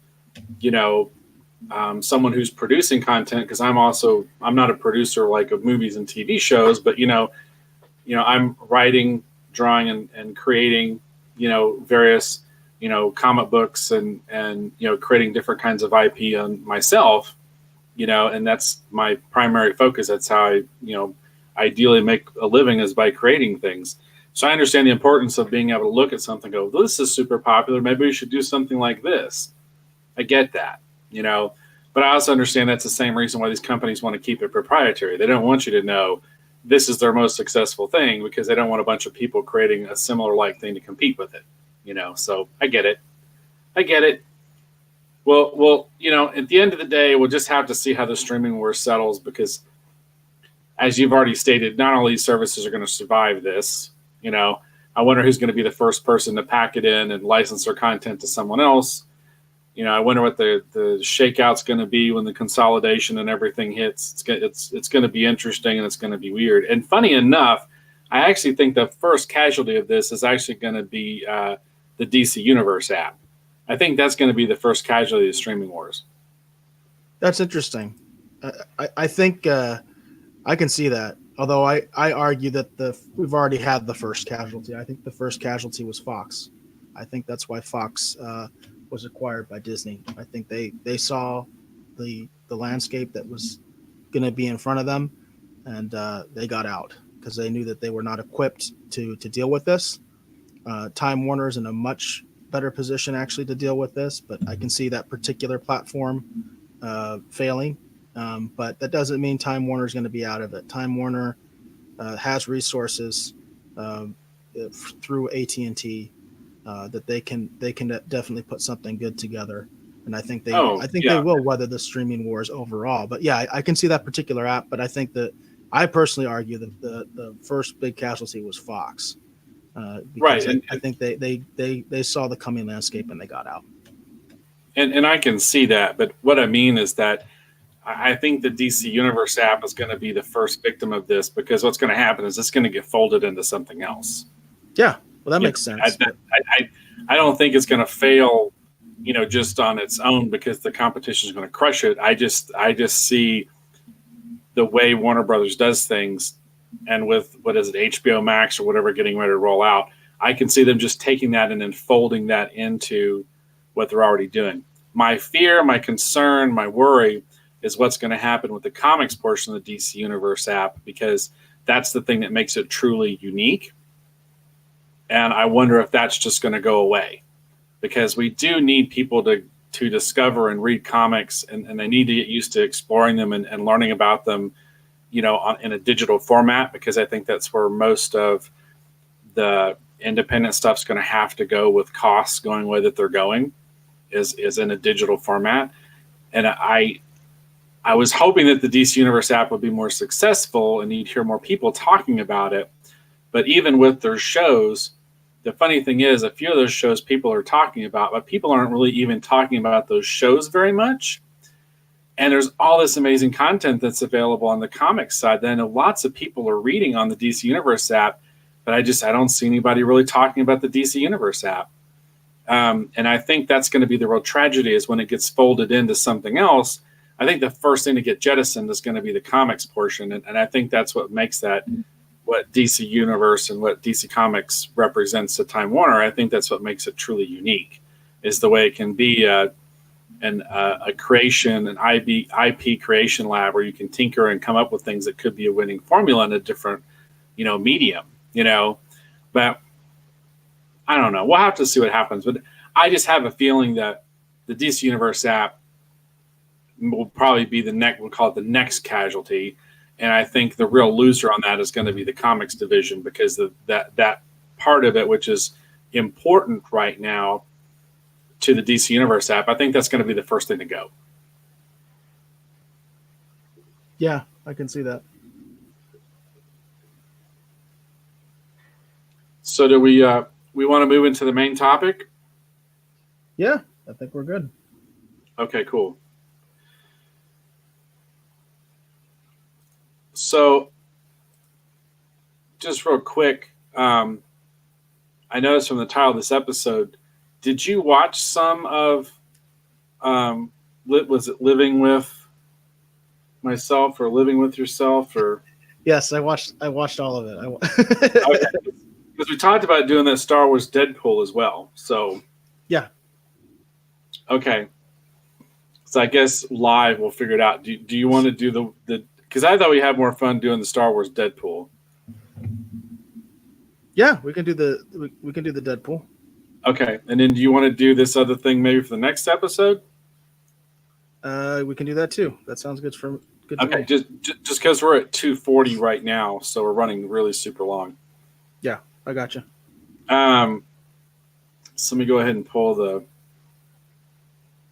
And this is the live aspect of the show, so we had talked about doing a review of Living with Yourself, the new Netflix show with Paul Rudd, and that's what we originally talked about doing. And then later on, we talked about doing this Deadpool, and I got a little confused because I thought we were doing both. And this episode is going very long, so we're going with the Deadpool. Right, and it's mostly just because we spent a lot of time dissecting the Mandalorian trailer, which I think was time well spent. So, but we're going to. So for the next segment, we're going to talk about our Rise of Skywalker Deadpool. We're going to talk about who do we think lives and who do we think dies in Rise of Skywalker. I was hoping there'd be some people live in the chat watching it with us so we could kind of have some interesting discussion here. So we'll see if anyone happens to join in at some point. So for Rise of Skywalker, I've got a teaser image up here on my screen if you want to share it. So here's our teaser image we've got. So we're just going to kind of break it down. Let me apologize right now. I'm going to be a little snarky with this because I just have a bad feeling about who's going to die and who's going to live. I have a bad feeling about this. Yeah, so do I. So we're going to start with the main cast and just kind of work our way through, and we're going to kind of meander around a bit because I think it'll make it. So we're going to start obviously with Rey. So tell me, Eric, do you think Rey will survive Rise of Skywalker? Yes. Yeah, I think that's. I can't see any. I just can't see any version of Star Wars where she dies. I just don't see it. She's too important, not necessarily to the legacy of the franchise or anything like that, but it's almost like I think Disney has kind of dug into a certain point that it's like Rey is the key to everything, and she's just too important and too wonderful. And I've heard some really terrible spoiler type things, which you take with a grain of salt about where this is all going, or in different theories and stuff. So I think there's just I think she's completely Teflon. I think she is bulletproof. She's untouchable. She's not even going to lose her hand. I mean, she's everything. So I don't think there's any way Rey dies. I concur. I think Rey will live. So Kylo Ren, Ben Solo, whatever you want to call him. What do you think, Eric? Do you think he's going to live or do you think he's going to die? I give him a 50-50. If I was a betting man, that's the odds that I would put on it, because First of all, he is essentially the last Skywalker, even though we can get to that later. Talk about the legacy characters that are still left, but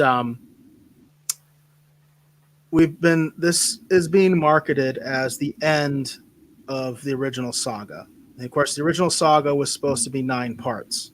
Okay, told in 3-part installments, but 9 parts total. This is the story of the Skywalker family. Now, this is not what we've gotten with the new trilogy, as far as I'm concerned. It has not been a Skywalker story. It's all about Rey. And that's why I give him 50-50. The Skywalker story, to me, it was over in Return of the Jedi.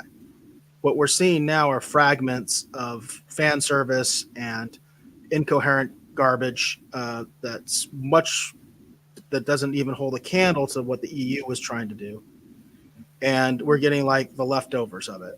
And Kylo Ren is the leftovers of it. He's the leftovers, essentially, of the legacy characters, because he's actually a descendant of, 2 of the major legacy characters, Han Solo and Princess Leia. He's supposed to be the main villain, the new Darth Vader, if you will, who's obsessed with Darth Vader. It's kind of like his famous line in The Last Jedi, let the past die. So killing Kylo Ren kind of goes along with killing the past. So I give him sort of a 50-50 because he is a new character, technically. But I think he's the one that's truly connected with the legacy. So I'm giving him a 50. Well, you know what? I'm going to go more like 60-40 and say he is going to die. I convinced myself. I thought it was 50-50. I'm going to go like 60-40 and say I think he is going to die. So I also believe he's going to die. One, he killed Han Solo, so he deserves to die. But secondly, I think he's going to die because he is connected to the original trilogy characters. I think that's the main reason he's going to die. Yep. So I'm right there with you on that one. So we're going to move on to Finn. Finn was a character I had a lot of high hopes for when I first saw the first trailer for Force Awakens, and I was really hoping it was going to be revealed that when the Force awakened, that it was summoning all kinds of people, you know what I mean, to take up the mantle of the Jedi Knights. Yeah. Because I really got excited in the trailer when I saw him with the lightsaber, because I liked him in a bunch of other films and stuff he's been in. And I was really hoping for cool things for Finn, but as Last Jedi showed us, perhaps not. So, I love the way you put that. Perhaps. Well, I'm just going to say that the Last Jedi changed my opinion about a lot of this stuff. So that's why it's nice to be live, because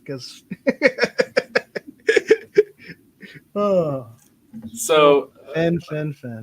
Yeah. So what do you think about Finn? What do you think do you think he's going to live, or do you think he's going to die? Yeah, it's funny. You talk about the high hopes of the character, and I was one of those people. When I saw the Force Awakens trailer, I was on board. I thought there was going to be some great stuff. I loved the idea of a stormtrooper who turned good. You know what I mean? Yeah, I did too. And what we got was such drivel. I mean, there's like no depth to this character at all. The fact, not enough people call this out, but a lot of people, there were controversies about racism, and people didn't want, a black person in Star Wars. And I'm like, have you watched the trilogy? Did you not like Lando? I mean, I never heard about the hate for Lando. You know what I mean? So I was like, right. And then, to me, it was a lot of hype. It was a lot of marketing that people were doing. But in the show itself, he was the janitor. Remember, they said that he was in sanitation. Yeah. I was just like, this is disgusting. It's appalling how bad the character was. And then they gave him an out in the last Jedi. They gave him an out where he could have died a heroic death that meant something. And it was just disgusting to me what they did. I mean, revolting what they did. I mean, the girl saves him for what? Because what? I mean, right. it makes me angry just thinking about it because they gave him a good heroic out, and it would have been good because they weren't doing anything with the character anyway. The character is just a shell as far as I'm concerned. He's totally irrelevant. And they had an opportunity. So I'm going to say based on that he's going to live because they had an opportunity to give him a good heroic death and they didn't. So why would you now? Unless JJ is taking that approach that he really hates what Ryan Johnson. There's all sorts of rumors out there that JJ hates what Ryan Johnson did as well, and that he wants to reverse a lot of it. So, maybe I think I'm back to my 50-50. I've kind of convinced myself because in terms of what's been established so far, he should live. But if JJ decides to take that, hey, I'm just really pissed off about Ryan Johnson kind of ruining what my vision of this was. So I'm going to kill him. You know what I mean? Right. But JJ is the one who created him. So I'm going to say he's going to live. I'm going to give that one about 75-20 and say that he's going to live. I also think he's going to live because he's one of the new characters, and that's my whole justification for it. Because I was hoping in The Last Jedi when he awoke from him healing from his wounds or whatever, we were going to discover that he was training to be a Jedi because I just love the idea of a stormtrooper becoming a Jedi. And I had in my mind as an artist, I was envisioning like him realizing the importance of having maybe armor in a battle. And actually we get this interesting thing with the kind of like Clone Wars where he might actually wear some repurposed stormtrooper armor with a lightsaber. And maybe us getting almost sort of like the rebel equivalent of the Crimson Guard kind of idea, and him being the person that inspires and shepherds that. Because for the longest time, I was kind of hoping that when they said Rise of Skywalker, I was hoping that what they were going to do is they were going to take the concept of the Force as taught by Luke, even though I don't like what they did with him in Last Jedi, and that we were going to discover that the Force, if properly balanced, could be used by anyone so that, it's not just being a Jedi and it's just not being a Sith, but it's about balancing both of those, the light side and the dark side, and a new kind of Jedi would emerge through this film, and they would take the term Skywalker as a sign of reverence for what Luke was trying to teach Rey.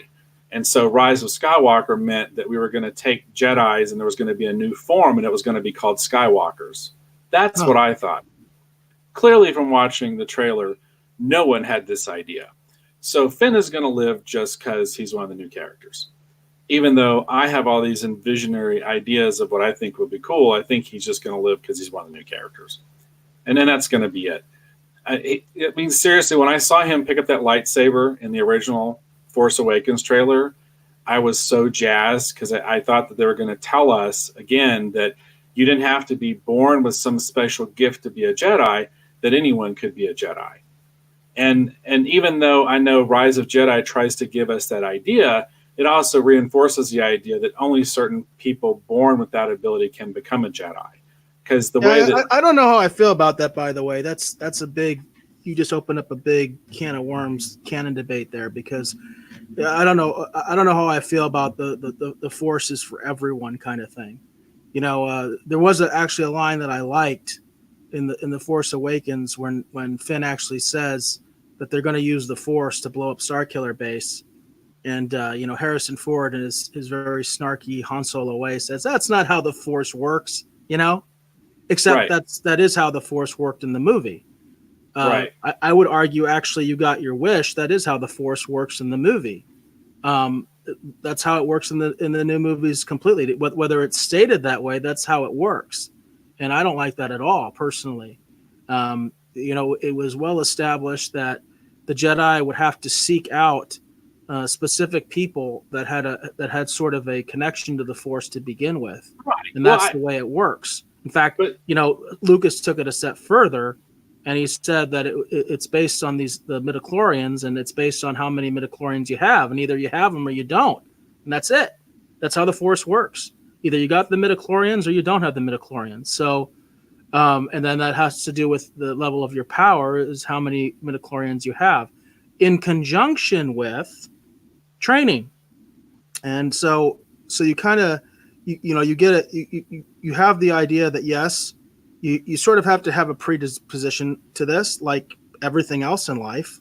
I mean, when you talk about being a fast runner or being physically strong, obviously people are sort of born that way, and then what they do is they cultivate it.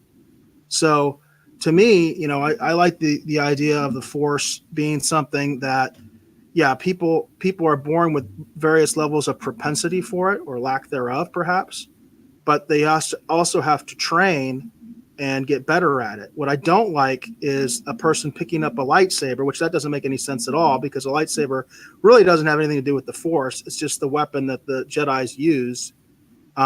It's still a physical instrument.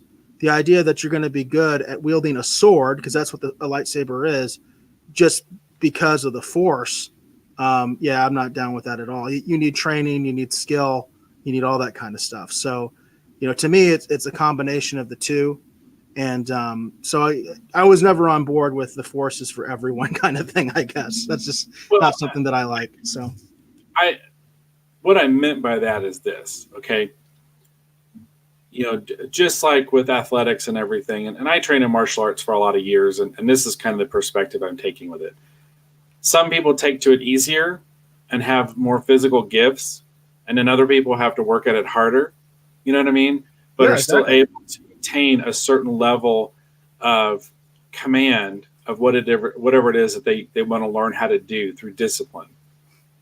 So growing up, I always had the idea that there were certain people that were born who would take to the Force easier, and who may even have a calling to do something, you know what I mean, in terms of service of the universe or karma or the Force or whatever you want to call it, such as Luke, but that other people, if they wanted to learn to develop and harness the Force, that they could learn to manipulate it in some way, not enough to, for example, topple a AT-AT walker, only people born with that rare ability, someone like Luke, like Anakin, like Yoda, would have enough natural ability that if they trained, that they could reach that level, but using a sports analogy, I played baseball as a kid. I can still catch a baseball and I can still hit a ball. It doesn't mean I can play in the major leagues. But I like the idea that the Force is like that. It's something that everyone's aware of and to an extent, and they could learn to manipulate it in a small way.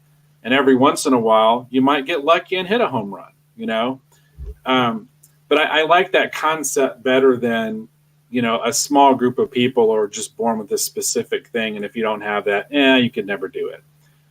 I guess to me, it comes down to the level of what you're doing. Like I liked what they did in Rogue One with the Guardians of the Wills, where they weren't really able to manipulate the Force. The interpretation I took of them was that they kind of flow with the Force. And so they use the will of the Force itself. That's the way I took the Guardian of the Wills. Right. But the idea that everybody can make things float around and do stuff, I'm like, nah, I'm not down with that. Well, I'm just of the opinion that I think there was more room to explore the Force in a different way than the way that they've gone about it.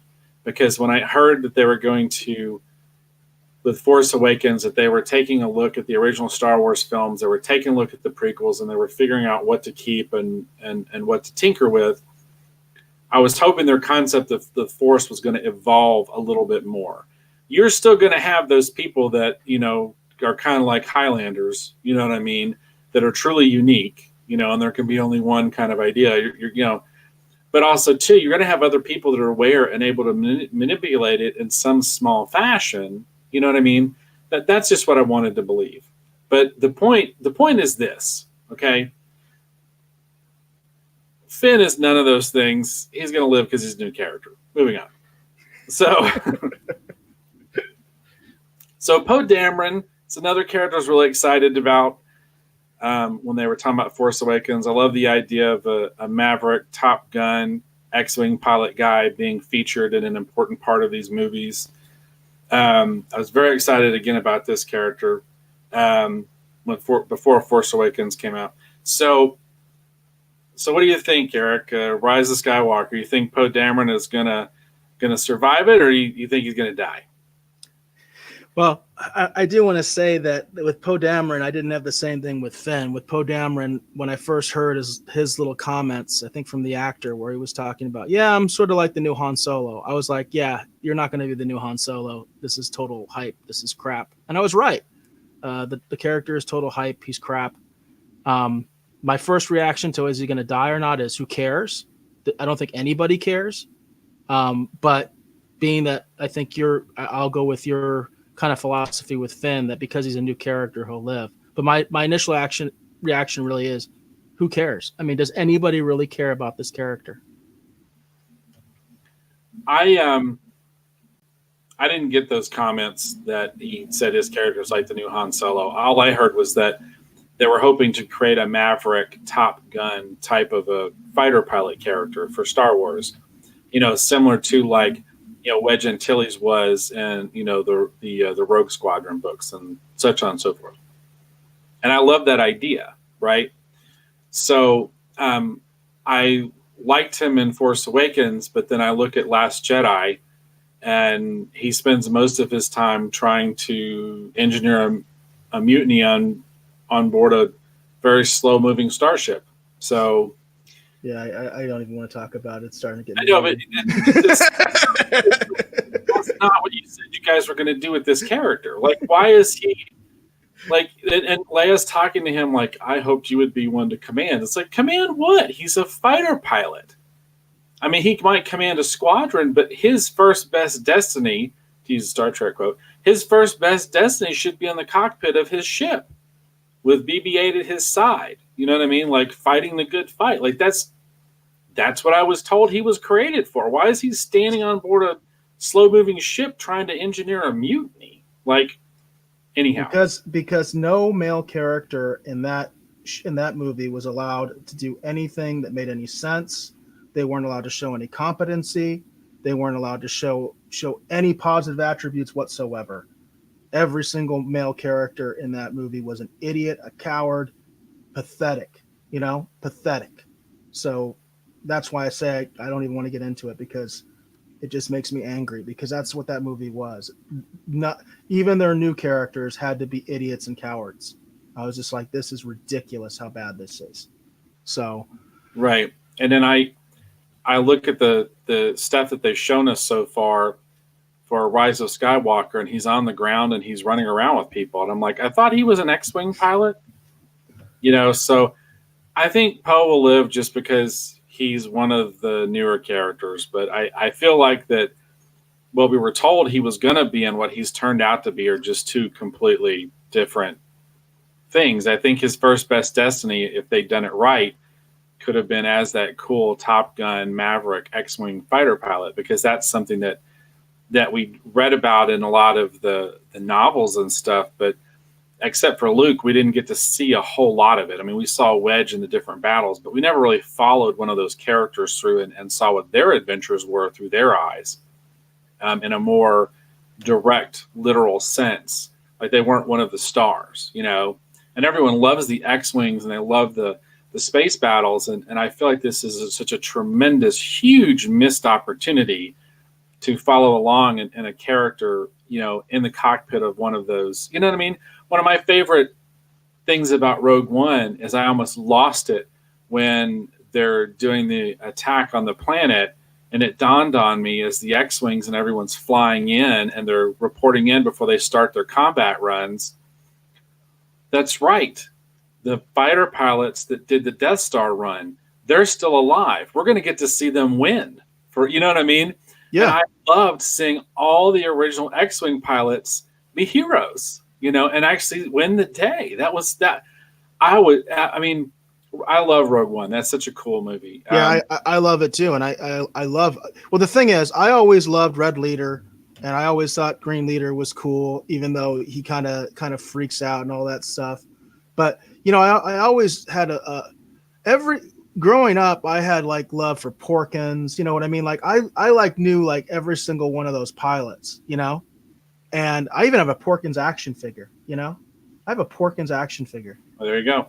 So it's like I was really into it because what you have to remember is George Lucas based his fighting sequences of the pilots. He based it on World War II fighter pilot groups, and then this is the last time we've really had huge, massive air-to-air combat. So he based it on the last thing we have in real life that represents this. And what J.J. Abrams did was he based his stuff on the movie. You see the disconnect? Right. So he's not basing what he's doing on any kind of reality. He's basing it on, being a little kid and a dumb little kid and watching the movie theater and being like, oh, that's cool. That's great, And so then he adapts it that way in his movie. My brother and I talked about this a lot. It's just like, because we're trying to figure out what's missing here. And that's what's missing. So it's like, it's an understanding of taking something that's real and adapting it to a fictional landscape versus taking a fictional landscape and adapting it to your own idiocies. You know what I mean? Your own whatever, your own biases, your own inclinations. And so there's no grounding in reality of the new Star Wars, of the current legacy. Understand that stuff. I guarantee you, he just does not understand, or he doesn't care. He may understand it and just say, you know what? The audience is so dumb. They don't get it. They're just going to like a bunch of random planes flying around. They're going to like, the thing with the beginning of The Last Jedi with Poe going toe to toe with the Star Destroyer and basically making the Imperial guy look like an idiot. I mean, that scene was just stupid. Do you ever watch How It Should Have Ended, the How It Should Have Ended series? From time to time. I don't keep up with all of them, but I watch them from time to time. Well, they do great stuff. They really do. It's funny. The animation is really good. It's good stuff. But what they do is they do various things throughout the movie. Like they'll take plot inconsistencies, stupid situations, and they'll do all sorts of stuff like, well, it should have ended right here. It should have ended right here. And then they do, well, this is how it really should have ended. And they actually, address the ending. But, it's kind of like when you're plotting a story, there are certain things where your suspension of disbelief is just challenged too much. And to me, it's the very first scene. And what they did and what it should have ended is when Poe's coming up to the Star Destroyer in that first scene to do his little banter, they just shoot him. One of the gunners just shoots him and blows him up. That's it. Right. End of movie, and then the crawl. So it's like that's the kind of stuff that irks the heck out of me. And like you said, this is a person who's supposed to be a pilot. He's supposed to be the pilot. That kind of thing. That's obvious enough. Whatever else he was supposed to be. And then he's hardly ever flying. And when he does, it's just stupid. It's just goofy. It's dumb. It's unrealistic. I love the way they did it in Star Wars. I love those characters who have like 2 or 3 minutes of screen time. This character with all his screen time, I could care less about him. Right. Yeah. And I just look at Poe and I just feel like it was just I don't know. I mean, maybe Rise of Skywalker will change my mind, but I feel like just the concept of what they were going to give us, you know what I mean? Just to me, before and the ramp up or run up for Force Awakens sounded really cool. And then I feel like that what's actually going to be happening in Rise of Skywalker, it's like, I don't want to see him running around having land-based adventures. He's an X-Wing pilot. He should be. Think about how the Force Awakens started. That's how it starts. He's on the ground. I mean, it's like it's up from scene number one. From scene number one, they didn't know what they were doing. So Again, I just say he'll probably live because he's a new character, but who cares? Who really cares about that character? I can't imagine even big modern Star Wars fans care about that character. I just don't. Right. I know my kids don't. My kids could care less about Poe. They love Rey. They don't. They barely know who Poe is. They could care less. Right. So here's where I'm going to lump a bunch of characters in together. Well, we'll do two of them separate, and then I'm going to lump some characters together. So, we getting into legacy characters yet, or are we still doing new characters? We're getting into legacy characters now. All right, so we got to address. I can't even remember her name. The girl that saves Finn. Then we should at least say Rose. something about Rose, because people are speculating on that. So we'll at least give that to anybody who's into the new trilogy. Rose, do you think Rose is going to live or die?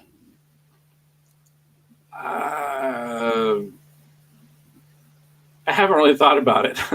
Well, then you give me your spontaneous reaction, just like my initial thought would be if any one of the new characters is going to die, it's probably going to be her, because if her and Finn have a connection, it'll be like a big emotional. Oh no, she's gone. So I think she's one of the few new characters I think they might kill for dramatic effect. A lot of people think she's going to die, and I can see her dying because of this. It's going to be like Finn screwed up, and after she saved him, he couldn't save her. You know what I mean? Because, he's a guy and he sucks, and, she was a girl. She actually saved him, and that's how it's going to be played off. So I can see her dying. It'll be something heroic, and it'll be something where Finn could have or even should have done something and didn't, and it'll just show how much better she was than he was. So I'm going to say she's going to die, but in that context. Right. So now we get to, in my mind, we come to the really important characters, the legacy characters. Wait. Before we we got to address these other characters we don't care about. Okay, right. We'll run down the roll call. What about what is it? Hux, the Imperial commander? No, he's dead. Dead? Yeah, they'll kill him because he's part of the bad guys. It's the last movie. They got to start killing some of them. So he's definitely dead. Okay, so he's dead. I agree with you. I think he's dead. Do we have any other Imperials? None that I know of. So you notice I'm calling them Imperials. I'm not even going to do this First Order facade anymore. So, right. Anybody else? No, there's nobody else, is there? Is there nobody else? Nope, that's it. Because they already killed Snoke, so there's no other Imperials. Is there any other rebellion people? No one that really has made a strong enough an impression for me to. BB-8. What about BB-8? Oh, is BB-8 going to live or die? I kind of like BB-8, so I hope BB-8 lives. But do you think he will live? It's not just a matter of whether you want him to live or not. Do you? He's a new character. He was a popular toy. He'll live. I love. That's why I like doing this live. He's the popular toy. There you go. That's what I want to hear. This is what people want to hear. He's the popular toy. He's going to live. So yeah, all right. I'll go with you on that. I think BB-8 will live. I think now we're done with the new characters, aren't we? Well, I was going to say the Pixar lampshade guy. He's gone. I love the Pixar lampshade guy. Yeah, that's awesome. So the Pixar is dead. The Pixar's mascot is gonna find its end in Star Wars. You heard it here on Rogues Radio. Yeah, I think so. The Pixar Pixar icon's dead. Yeah. All right. So now we're gonna get into legacy characters, and I do have to mention this because I don't know we haven't discussed this. So this is the first one that I'm gonna bring up. I heard Wedge is gonna be in this. Did you hear Wedge is gonna be in this? I've heard rumors. Do you think he's going to be in it? I kind of hope not. Okay, so that I kind of hope he's stuck to his guns and he's not in it. So this is going to be kind of like an honorable mention because we don't know whether he's in it or not. Now, I had heard when they asked him, because I did read an article that he was quoted in where he said he was asked to be in The Force Awakens, and not only did he say no, he said, hell no. Why the hell would I even do that? But I've heard now that he turned around and he's going to be in this one. So this is kind of like a, I guess, an asterisk. So if he's in it, do you think he will live or die? He's dead. He's dead. If he was stupid enough to come back for this movie, they're going to kill him. If he was stupid enough to come back to this movie, they're going to kill him. Yeah, they're going to kill him. All right. Just as sure as I'm sitting here, because, well, as we go through legacy characters, you'll see where my particular opinion is coming here. All right. So I think that segues us in now to the legacy characters. Let's talk legacy. So I do have a group of them I'm going to lump together, but we'll start off without the ones I'm going to lump together. How do we feel about Chewbacca? Chewbacca. That is a hard one. Yeah, that's a hard one. You know why that's a hard one? Why? Because of the toys. That makes it a hard one for me. You know, I am not. Yeah, this is a hard one for me. I'm not sure how to go with this one, to be honest with you. It's an easy one for me. It's an easy one for you. We'll be hearing your philosophy in a second, but for me, you know, honestly, Chewbacca. Look at him in all his majesty. I mean, yeah. Now, interestingly enough, in the expanded universe, they did kill Chewbacca. You're aware of this, right? I'm well aware of that. Yeah. Yeah. So in the expanded universe, they did kill Chewbacca. So this is my reasoning. So based on the toys, based on the fact that they can recast him forever, and based on the fact that they did kill him in the expanded universe, I'm going to say he's going to survive. I think Chewie's going to make it. I think he's going to be Rey's dog at the end of this, by the way. I mean, he will no longer have any other relevance. But yeah, I think Chewie's going to make it. What do you think? Chewie's a legacy character. He's going to die. I see where this is going. Well, and you know what? It's hard to argue that, but you know, I do think that Chewie can make it based on what I just told you, because they killed him in the expanded universe, and because he's very popular. He's a great toy. My daughter owns a Chewbacca jacket. I think that there's a lot of reasons to keep Chewie around. Plus, people really love Chewie. Even though it was only in the books and expanded universe, there were people that were really pissed off when they killed off Chewie in the expanded universe, you know? So yeah, I love Chewbacca. It's not that I want Chewbacca to die. It's just he's a legacy character. He's not going to make it out alive. No, I see where you're going with this. There's a lot of house clearing to do in this last movie. So I'm just going to say, yeah, I actually do think he's going to live, and that's because they want to be counter to the expanded universe, and because of his how valuable he is as a toy. The only way I can see him being taken out is if they introduced a new Wookiee. If they introduced a new Wookiee, then I can see him being taken out, but they should have done that a while back. So I think Chewie's going to make it. You think they're going to shy away from shoehorning a concept in at the last minute that's a little bit hard to take?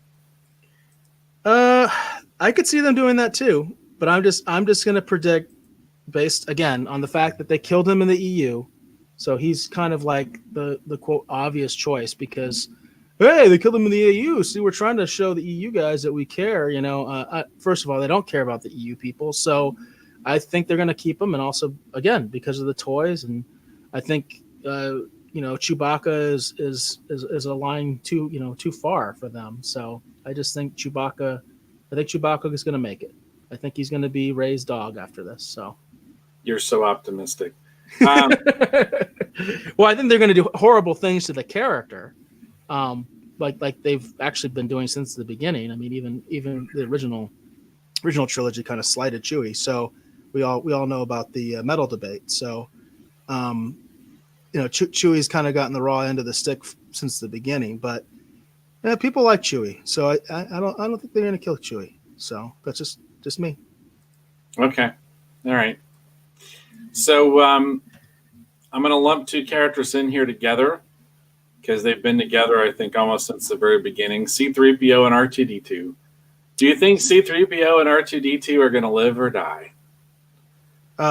C-3PO, I think it's obvious he's going to die. I think we see that scene in the trailer where he's being reprogrammed. I gave my take on that I think the Red Eyes is some sort of virus or some sort of program, or he was possessed by the soul of Palpatine himself. I don't know. It's going to be something stupid. But I think the basic idea is that he's been corrupted somehow, betrays them somehow, and then they realize that the virus or whatever has vital information, but in order to extract the vital information and clear up the problem, they're going to have to deactivate him and essentially kill him. So I think C-3PO is dead for sure. And R2-D2.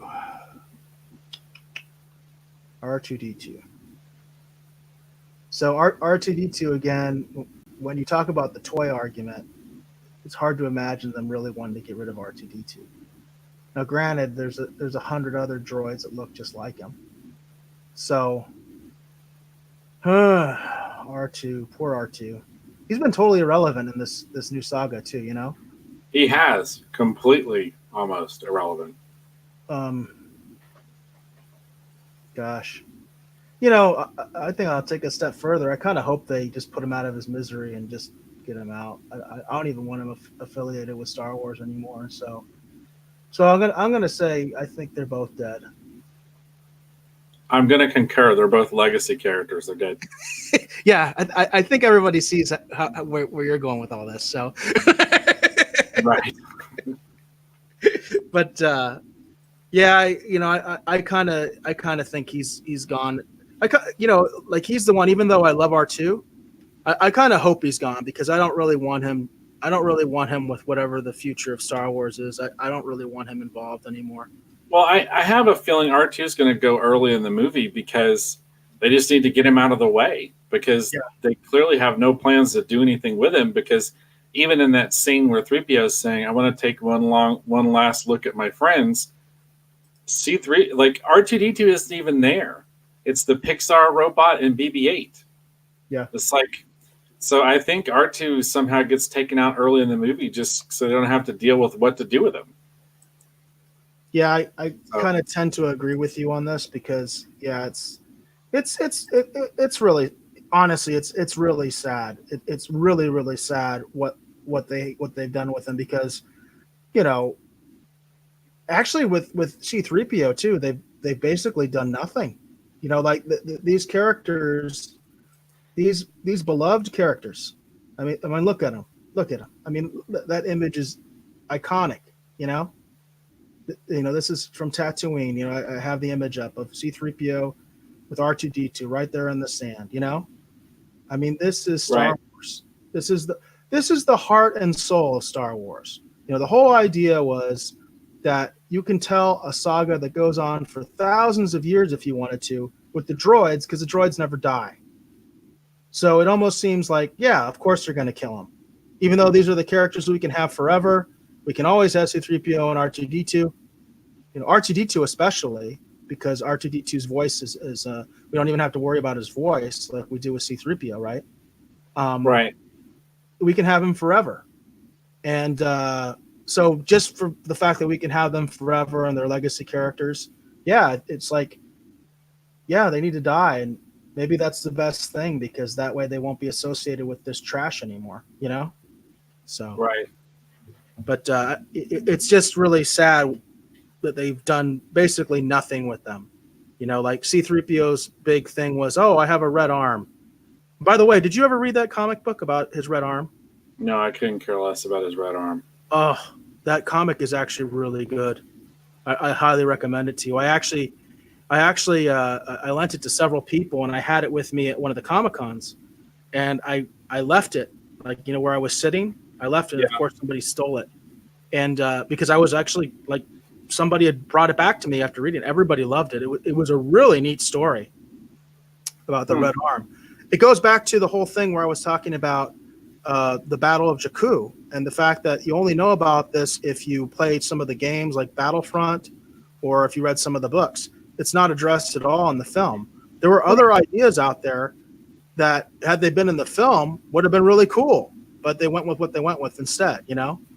And yeah, so I actually do recommend that comic book, you know, the one about C-3PO's red arm. But yeah, that's all he did. And then with R2 didn't do anything. I mean, R2 technically, I guess, put that puzzle together to find out where Luke was, which was like, well, I wish he hadn't done that, because finding Luke was the worst thing ever. Right. Let's just Should have leave left it him. alone, you know? In fact, yeah, he actually did something really bad, because first of all, we don't need Luke. That's very clear. Luke is completely irrelevant. So, yeah, it's just stupid. It's really bad what they did to these characters, because these characters were so essential. They're so central. I mean, the story is really supposed to be from their perspective. It's like, you know, every scene practically, one of them is there, you know? That's the idea. And yeah, instead we got what we got. And so let them rest in peace. How about that? Let them rest in peace. Or Pete says, yeah, I agree. So, yeah, I think they're both gone. Just because it seems pretty evident to me they don't know what to do with them, and they know they're beloved. So let's get some mileage out of whacking them, shall we? So we have another character that hasn't been featured in the trailer that I feel confident will show up. I think that when Lando shows up, he's going to have a pal with him, a compatriot, his second in command. Are you familiar with the guy from the Cloud City who had the ice cream maker? The ice cream maker? Yeah, there's this popular character. They even made a toy out of him, but he's clearly carrying an ice cream maker when they're evacuating Cloud City and Empire Strikes Back. Oh, you know, I think I have heard of this. This is a pretty obscure thing you're talking about. Yeah, I think Lando's going to show up with that guy. And what do you think? Do you think that guy's going to live or die? The ice cream maker guy? Yeah, if he shows up in Rise of Skywalker, he's a legacy character. Do you think he's going to live or die? The ice cream maker guy. The ice cream maker guy from Best. There's only one correct answer, but go ahead. Oh, the ice cream maker guy from Bespin. You know what? You know, just to be contrary, you know what? I'm gonna say he's gonna live, man. There's no way he's going to live. And by the way, that's the same caveat that I had with the with Wedge, because I personally don't think he's going to be in it. But Right. if ice cream maker guy, if he's in it, hey, look, I even found him. All right, there you go. I found ice cream maker guy. So ice cream maker guy, if he's in it, I think he's gonna live. I think he's gonna make it. He made it out of Cloud City, right? Well, he got lucky making it out of Cloud City. He is a legacy character. He will die. Did you see I found If he shows up on screen, he is dead. Did you see I found the toy? Yeah, see. I actually found an image of a toy. I don't know if that's a custom or what, but yeah. No, they made an actual real toy out of the ice cream maker guy. They made a toy out of it. I have, you know, unfortunately for those listening, you can't see this, but I actually found the image of the toy of the ice cream maker guy. So he's dead, huh? All right. Yeah, he's dead. But he'll show up with Lando. He may or may not have a line, but he and his beloved ice cream maker will both perish somewhere during the course of the movie. So, how do we feel about Lando? Lando. How do I feel about Lando? That's a great question. Lando. And I actually found an image of from the current one, right? This looks like this is him in the new movie, Yeah. right? So, Lando. Will Lando die? Now, Lando was supposed to die in Return of the Jedi, wasn't he? Well, I mean, I know there was one version where supposedly the Millennium Falcon was destroyed, and there was these ships that were supposed to fly to the center of it or something. I forget. So even in that context, I think he might have lived. The only original trilogy character I remember for sure that there was a lot of debate about killing was Han Solo. but I don't think that necessarily translated to Lando. Yeah, I want to save the versions I heard because I don't think there was any debate. I think that was Harrison Ford saying, "I want the character to die." That's well known. Harrison Ford always wanted Han Solo to die in Return of the Jedi. That's well known. But Lucas never entertained that. He said, "No, that's." I know, but Lawrence Kasdan also agreed with Han Solo that he should have died. Yeah, whatever. But anyway, what I did hear was that actually Lando was supposed to die. That he was going to make the run, blow up the Death Star, but he did make it out on time. That's what I had heard. That there was a version of the script where that was going to happen, and I heard that was something that was considered almost up to the end. That Lando wasn't going to make it. So, Lando. It seems such a waste to bring him back for one movie and then kill him. You mean like Han Solo?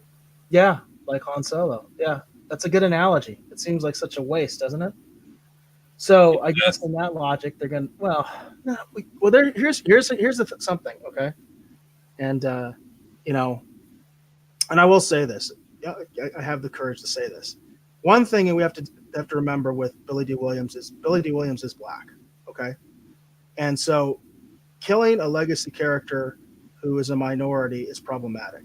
So I'm going to say he's going to live. There you go. And you are so optimistic. So it's not optimistic. It's not optimism. It's a form of pessimism. You know what I mean? So, it's optimism.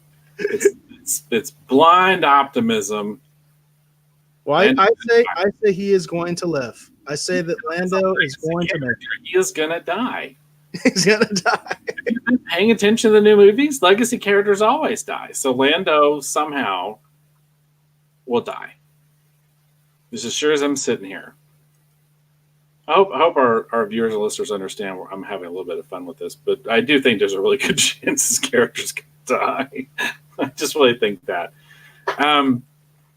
So, all right, so we're getting here towards the end. We've only got a couple more left. Now, do you want me to get to another one of the big legacy characters, or do you want me to do my grouping? Because I have a group of characters I think are definitely going to die. A group of characters that you think let's keep it individual for now. Let's keep it individual and then do your grouping for the finale. There we go. Well, I guess we kind of have two legacy characters we could talk about, whether or not they're going to live or die. One of them I do think is going to live. So we got two left. So tell me which one. So just give it to me randomly. In no apparent order. So no apparent order. Okay. How do we feel about Emperor Palpatine? Emperor Palpatine.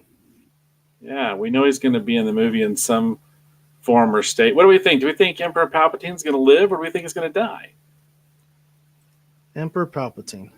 So again, we're down. Remember, he is a legacy character. Just keep that in mind. He is a legacy character. I am aware of he's a legacy character, and I'm aware of your philosophy. All the way back to the prequels. Emperor Palpatine. Well, the first thing I'm going to say is I don't think he should be in the movie in the first place. It negates the value of Return of the Jedi. But then again, The Force Awakens kind of destroyed the value of Return of the Jedi, since the Empire and Rebellion are still basically in the exact same state they were in the original Star Wars. If not, so you're saying if he came back to the movie, he's going to die like Wedge Antilles? Will the Emperor die? So a lot of it has to do with what they're trying to set up for the new trilogy, if anything, which they have to try to set up something, I would imagine. Man, all this optimism. Keep going. So no, that's I'm being pragmatic here. You got to set something up. So will the Emperor die? Again. I have to go with the who cares on this one. I'm gonna have to go with my own thing, because it's like he already died. Why are we bringing him back? He's dead. So I'm gonna say, who cares? The irony of that is, this is one of the few characters I'm excited to see in this movie because I've got to see how they've somehow figured this out. But beyond that, he's a legacy character who's going to die. He's gonna die. He's a legacy character. He's the villain. Of course, he's going to die. He may come back later on down the road, but he's going to die in this movie. That's for sure. He dies at the end of every third movie, doesn't he? Except for one, I think he does, right? Well, yeah, He'll yeah. be- There's only one other trilogy we've seen, and he didn't die in that one. So, but anyway, I think everybody understands where you're coming from. Okay, all right. Just in case that point wasn't quite made clear, legacy character, he's going to die. Okay.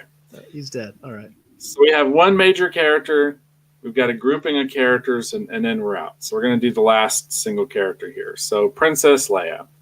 All right. So you kind of gave How do we? it away. You yeah. probably should have. Hey, you kind of gave it away. You should have probably. Then the grouping of characters first. I don't know. So Well- anyway, Princess Leia. Okay, so this is the one that I think we actually get to have a little discussion about. So, Princess Leia. Will Princess Leia die? In the movie. The irony of the situation is, of course, that the actress is dead. That's the irony, and she is going Correct. to appear in this film. My understanding is she's going to appear based on outtakes from The Force Awakens. They didn't have enough for, I guess, the other one, Last Jedi. Gosh, I hate even saying the name. So they didn't have. I guess they didn't have any footage from that because she was already in bad shape. And they do have some alternate takes or whatever from The Force Awakens, and she's going to be in this latest film. So, will they kill her? I think not, and I think that's strictly because she's actually already dead, and they feel like it's, for whatever reason, they feel like it's exploited. It's exploitative, right? Is that the term? It's exploitative. Yes, exploitative. Yes. So they're going to leave her as sort of, the eternal matriarch, and she will be in a good place and have apparently very little effect on what's going on in the story because there's only so much they can use. And I think she will live. I do think she will live. I concur. I think Princess Leia will be one of the few legacy characters to actually survive the movie in some form. Yeah, I think that they feel that it would be in bad taste to do otherwise, which is really ironic to say because I think these movies are full of bad taste. But I think that that's going to be their sensibility because she's female and she's the legacy. I think that she will survive. I think she will survive, and she'll be in a nice little place too. When by the time the credits roll, you'll know that she's all good. She's all good. Alrighty, so we're here at the end. Our longest show ever. We're here at the end. Okay, so this last thing is a grouping of characters. Okay, we're gonna call this the Force Ghost Squad. Okay, and like at the end of the movie, to help Rey defeat Emperor Palpatine for reasons no one's going to be able to completely explain. Oh God! We're going to get an all-star roll call of Force Ghosts that are going to come out to cheer her on. We're going to get Force Ghost Yoda, Force Ghost Qui-Gon, Force Ghost Luke, Force Ghost Anakin, Force Ghost Jar Jar. We're going to get Force Ghosts of like Obi-Wan, like they're just all going to be there and they're going to cheer her on. Okay. So it's the Force Ghost Squad. Okay. All legacy characters. Now, I'm going to go ahead and tell you what I think is going to happen because otherwise it spoils the bit. Somehow, just like the way that they show up, Emperor Palpatine is going to somehow manage to kill all the Force Ghost characters, even though they're already dead. They're legacy characters and they're going to be ripped right out of the Star Wars universe through some dark force ability we don't know about, and they're all going to die again for real and be totally gone this time. All of them. So the Force Ghost Squad. How do you feel about this all-star roll call of legacy characters that's going to show up at the end to cheer on Rey? Do you think that the Force Ghost characters are going to live, or are they going to die? Did you see the picture I put up? I did. That's what I think of that. So for our listeners, the image that I shared was the revised Force Ghost appearance at the end of Return of the Jedi, the one that shows Hayden Christensen, Right. which I think is just disgusting. It's one of the things, and I'm not a big hater of the special editions. I think there was a lot of good things, for instance, they did in Star Wars, but this I thought was an abomination. The idea of putting Hayden Christensen, and I like Hayden Christensen, by the way. I'm not a Hayden Christensen hater. I actually really like him, especially in Revenge of the Sith. And I hate this image. I hate this reversing of history where they took out the mature, Anakin Skywalker that had been in the suit this entire time. And for some reason, he's his younger self. You have to ask yourself, like, I have a lot of respect for George Lucas, but what is the logic here? Why isn't Obi-Wan the Ewan McGregor Obi-Wan then? Like, it will be in Rise of Skywalker. Well, it has to be, right? Alex, They had a series to sell. It will be. So yeah, that's what I think of it. Like as much as I hate what they did in the special edition, that's how much I hate this entire idea, but I can see it. They established in the middle one of the new ones. I'm not even going to say its name anymore. I don't want to remember it. But they had the thing with Yoda where they showed Yoda was able to appear and affect the physical world. It's right. the stupidest thing I've ever seen in my life because it basically destroys the whole rest of the franchise. It really destroys it because the idea, if you can be a Force ghost and you can come back and affect things, why the hell haven't they been doing that? Right. Why do they need Luke? Why does Obi-Wan even said when he was struck down, I'll become more powerful than you could ever imagine. Well, I guess that's what he meant, right? He could destroy things. So why didn't Obi-Wan just come back and kill Vader and blow up the Death Star and kill the Emperor? He's a ghost, so they can't stop him, and he can affect the world that way. So why didn't Obi-Wan just do that himself? Why do you need? Right. It destroyed things so bad. The only issue there is I do know JJ had a lot of problems with what Rian Johnson did. There were a lot of things that I don't know what the specifics are. I just know that there's a lot of things that J.J. Abrams had kind of plotted, and Rian Johnson apparently said, screw that. I don't care. I'm just going to do my thing. I think Snoke was a big thing. I think J.J. had a plan for Snoke, and Rian Johnson said, screw Snoke. He's not relevant to my story. So, because he even said that, Rian Johnson, with all the flack he got about Snoke, he was just like, he wasn't important to the story, Who cares about Snoke? Which, by the way, I agree. Who cares about Snoke? But a lot of people, who actually got into it were like, who the hell is this guy? What's his? How'd he get involved? Who is this person? You never know. Force Ghost Snoke might show up. But he's a new character.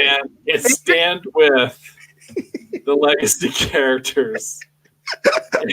Last defiant stand against Emperor Palpatine and his evil scheme, and be like, you might have killed me through your twisted disciple when I wasn't paying attention, but we're gonna get the last laugh. I got my ghost gang here together.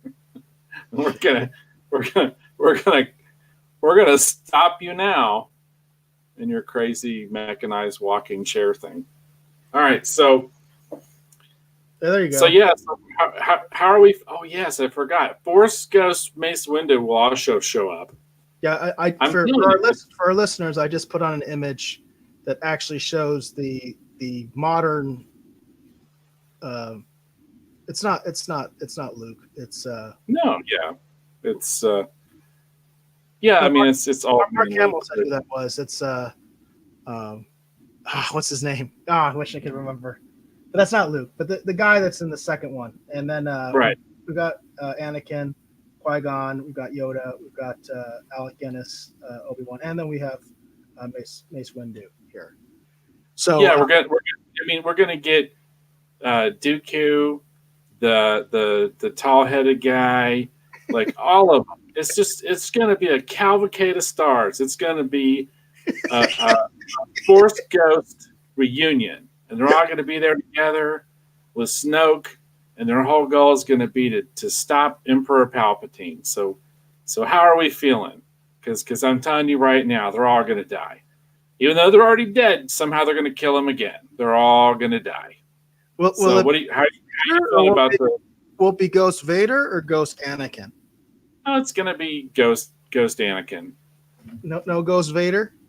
No Ghost Vader. Put up a very nice image of Ghost Vader in Lego form for our No, listeners. but we already see in the trailer, like Vader is represented by the mask that they also destroyed because it's a legacy mask.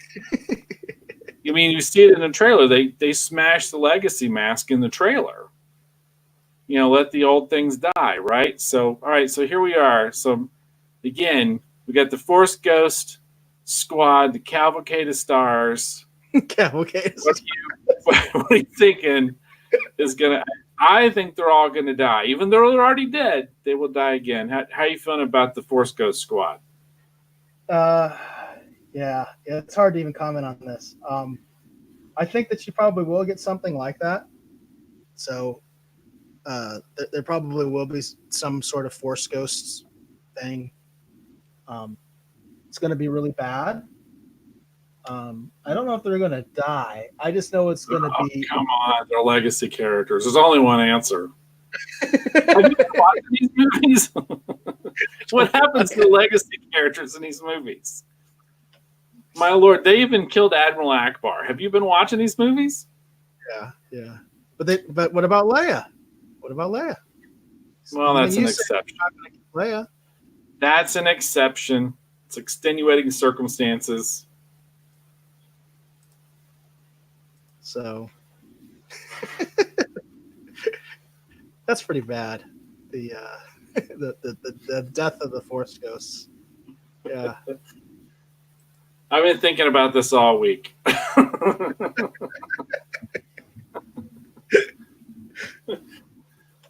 And you have a very nuanced opinion as well,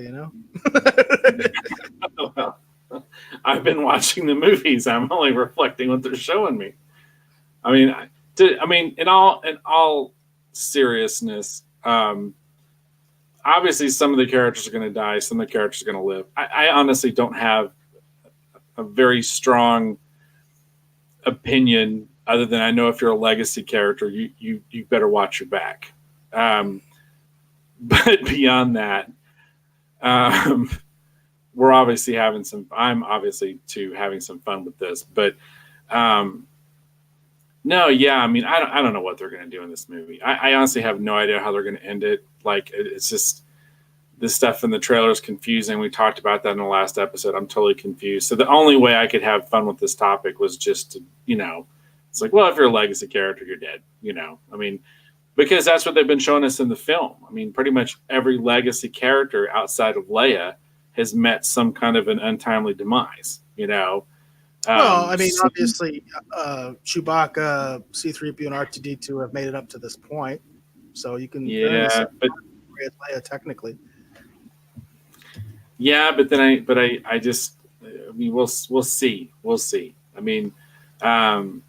So I'm like I said, the point I'm just making is I'm obviously having fun with this Deadpool idea, but I was just thinking, and I wasn't intending to be whatever about all this, but I started thinking about seriously, who's going to live and who's going to die. And I started thinking about it. I said, if there's some way that they could kill some of these legacy characters again as Force Ghosts, so they're like dead, they're not coming back. I'm like, they might even whack some of them that way, so. We'll see. we'll see how the film pans out, but I don't have a lot of hope for the legacy characters this movie. I can see a line from Palpatine. It's like, I shall give you a fate even worse than death, you know? Exactly. And he zaps him, you know? And that's the whole reason I think we're going to see Force Ghost Jar Jar, because he's going to be the first one. He's gone. Force Ghost Jar Jar is going to be screaming and turned into something, and then he's dead. He'll be the first one to go. See, but a lot of people would like that, so they won't do that. Like that one, I can tell you that's not going to happen. Because But see, that's how they're gonna subvert expectations.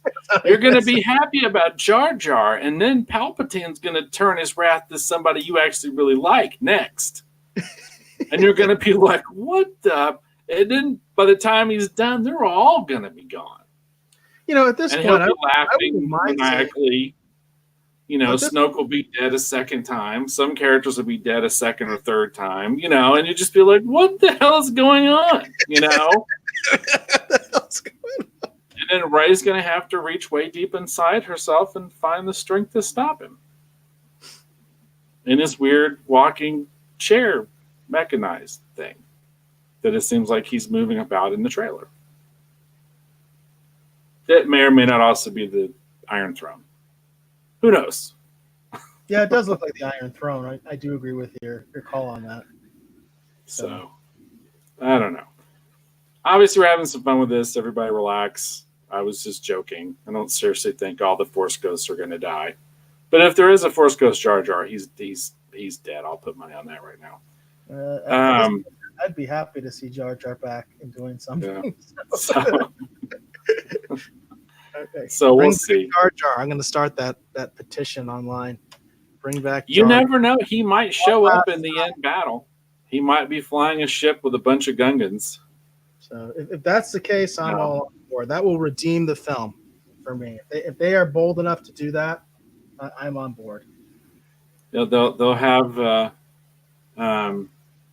Palpatine's mystery fleet or bus bumper sticker will be on the back of their ship.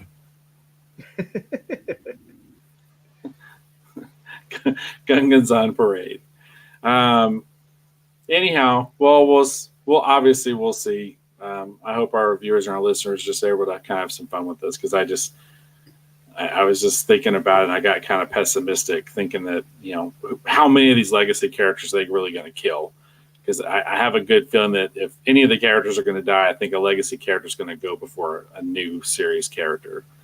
So we'll see. We'll see how this all shakes out. So do you think that's good? Are you ready to do the outro, or? Yeah, I think that's good. Yeah. Okay. All right, cool. All right. So I want to thank you for hopefully watching or listening to this episode of the Rogues Radio Podcast Live. If you've actually watched our live stream on YouTube, you will see that this ran for a very, very long time. So if you're listening to the audio version, this is a heavily cut down version, because I can't afford to put up this almost 4-hour take that we just did here on YouTube. But if you are interested to check it out, you can go over to YouTube and watch and listen to the whole thing as we dissect the news and the Mandalorian trailer and all this other kind of fun stuff. So again, I want to thank you for listening or watching this episode. If you're curious to learn more about me or see some of my work, as well as maybe possibly buy a sketch or something off my website, I'd greatly appreciate that. You can learn more about me, see all that stuff, as well as see what I have on my website at davebeatty.com. That's www.davebeaty.com. I want to thank my co-host, Mr. Eric Alexander, for coming back and putting up with my stupid Force Ghost death tirade in this particular episode. Eric, please tell the folks either watching or listening at home where they can learn more about you on the interwebs. Yes, just obviously I got to host today. So BassGod14, BASSGOD14 on Twitter and on YouTube, which I'm theoretically broadcasting on both of those today. So please look at me there. And then, of course, always keep in mind Bad Bob Productions. All right, cool. I think that's good. All right. Let me end the broadcast.